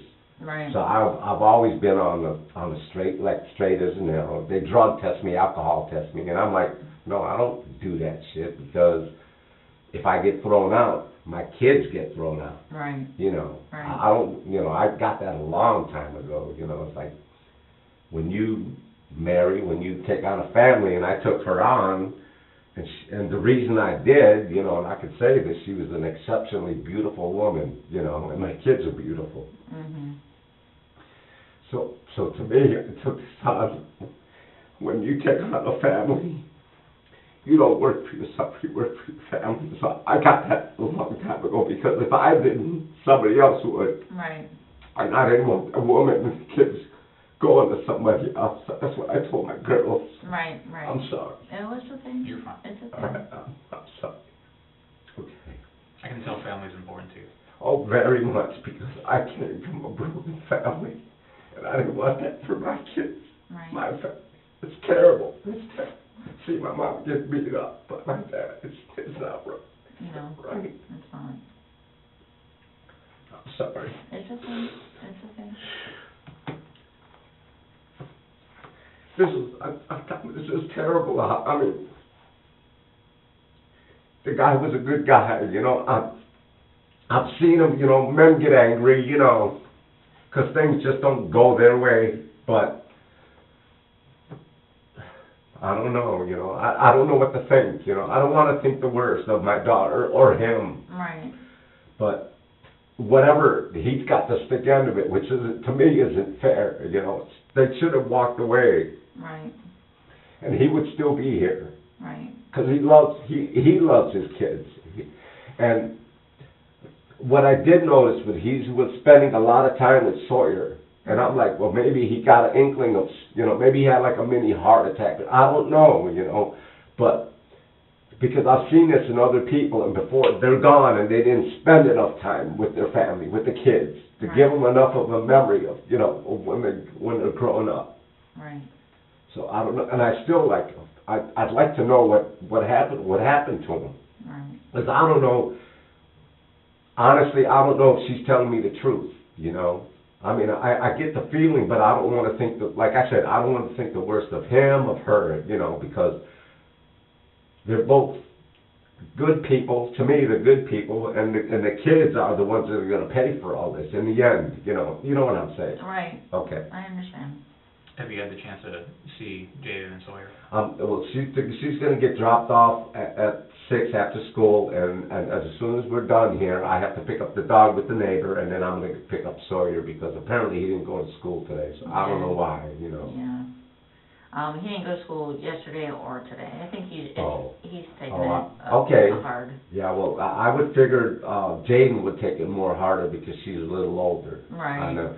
And I don't know if he realizes that he'll never see his dad again other than pictures and, like, memories. But after a while, it's like, well, unless he sees his picture off, and he, you know, you kind of forget. Right. You know, you kind of like, you know. Right. Okay. You never saw either one of them be violent or anything? Not in front of me, no. Okay. Not in front. And if they were, I would be the one, hey, you know what, if you guys don't stop, you know, I'm going to leave, but I'm going to call the cops, and they're going to be here to break this up. Right. I mean, how else? You know what I'm saying? Yep. Okay. I don't have anything else. No, I don't think I have anything else either. Other than, I know, we can't tell you what happened right now. Okay. Other than that, is there anything else that you think that we should know, or any other questions? No, but if I can get a police report, is that possible? It's still an open investigation. Oh, okay, so it's not even... It's not even done yet. Okay, So, yeah. but... Because maybe that'll give me an inkling of, like, you know, what really went down. Right. You know, because it was me and my daughter that cleaned up the house, you know. Like, I can do this. It took me a little bit. Other than that, is there anything else that you think that we should know, or any other questions? No, but if I can get a police report, is that possible? It's still an open investigation. Oh, okay, so it's not even... It's not even done yet. Okay, So, yeah. but... Because maybe that'll give me an inkling of, like, you know, what really went down. Right. You know, because it was me and my daughter that cleaned up the house, you know. Like, I can do this. It took me a little bit, but I'm like, okay, you know, just do it. Mm-hmm. And it, just think of a bad horror movie that's real. I mean, the movies, to me, it's like, you know, that's not real. But right. looking at this, I'm like, oh my God, what the hell, what went on here? Right. What really went on? And I'm like, the only person that knows is her, the dog, and the big mirror that's right there in front of the living room. Right. And I'm like,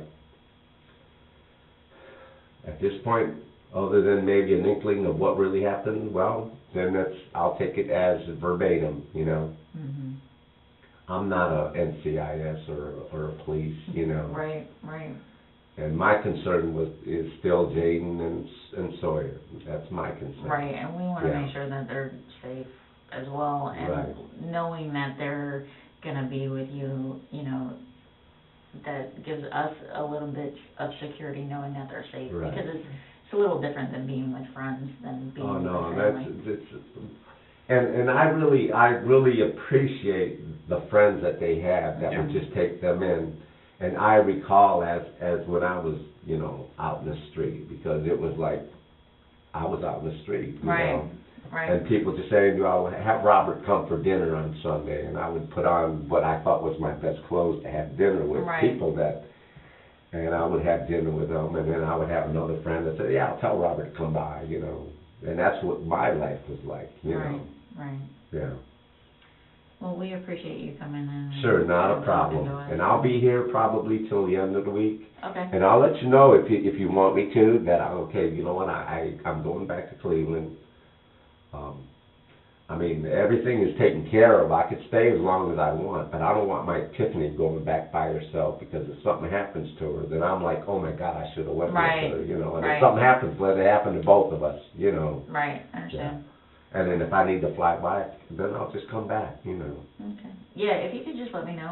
Keep me Sure, posted that's when not you a leave. problem. I Okay. will let you know. Great, I Okay. appreciate it. I know you have my phone number, Yes. but I'm gonna give you my card anyway. Okay. Okay? Thank you, yes. Do you know if Tiffany wanted to talk, or? No, I don't think, you know, I know the history, you know, more than, you know, Okay, no, I don't.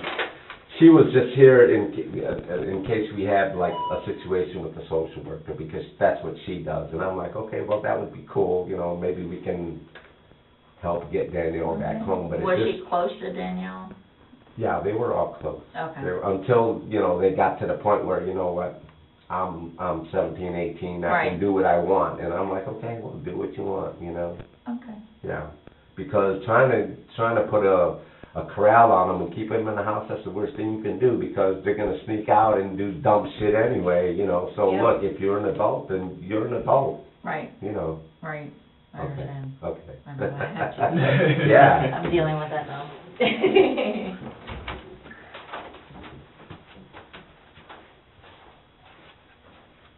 Robert, it was nice meeting you. Nice meeting you here. You too. Take it easy.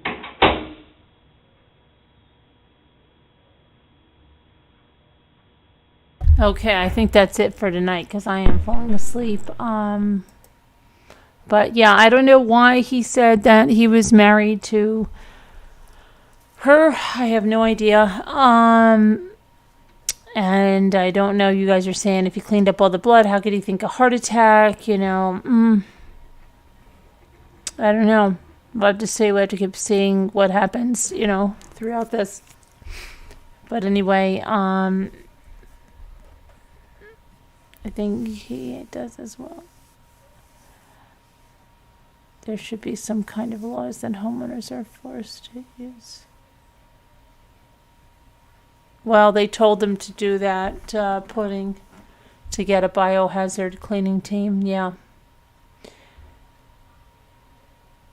Actually, Nicole, they say they weren't drag marks. They said they were marks from trying to clean the blood. Anyway, there's going to be plenty to go through. We'll go through some more tomorrow as well. And there's a lot here, okay? So yeah, we'll check it all out, and I think we're getting a lot of insight, more so than watching the trial, because we're seeing it, you know, all of it as it's unfolded here for these people. So we don't know what else is in the discovery with this Robert Aquino. Or, yeah, but she had him clean it up instead. Well, I don't think she had him do it. I think he just did it on his own. John Wasaki, he was stabbed. You're welcome, Robbie Bob, and everybody else. But I'll see you guys tomorrow. Everybody have a good night. Maybe we will learn that she was married to them both. Maybe, honey hush, well, I guess we'll see, right? All right, everybody. I will see you tomorrow. Everybody have a good night. Love you. God bless. Prayers for all that need them. We'll see you tomorrow. Let me see here.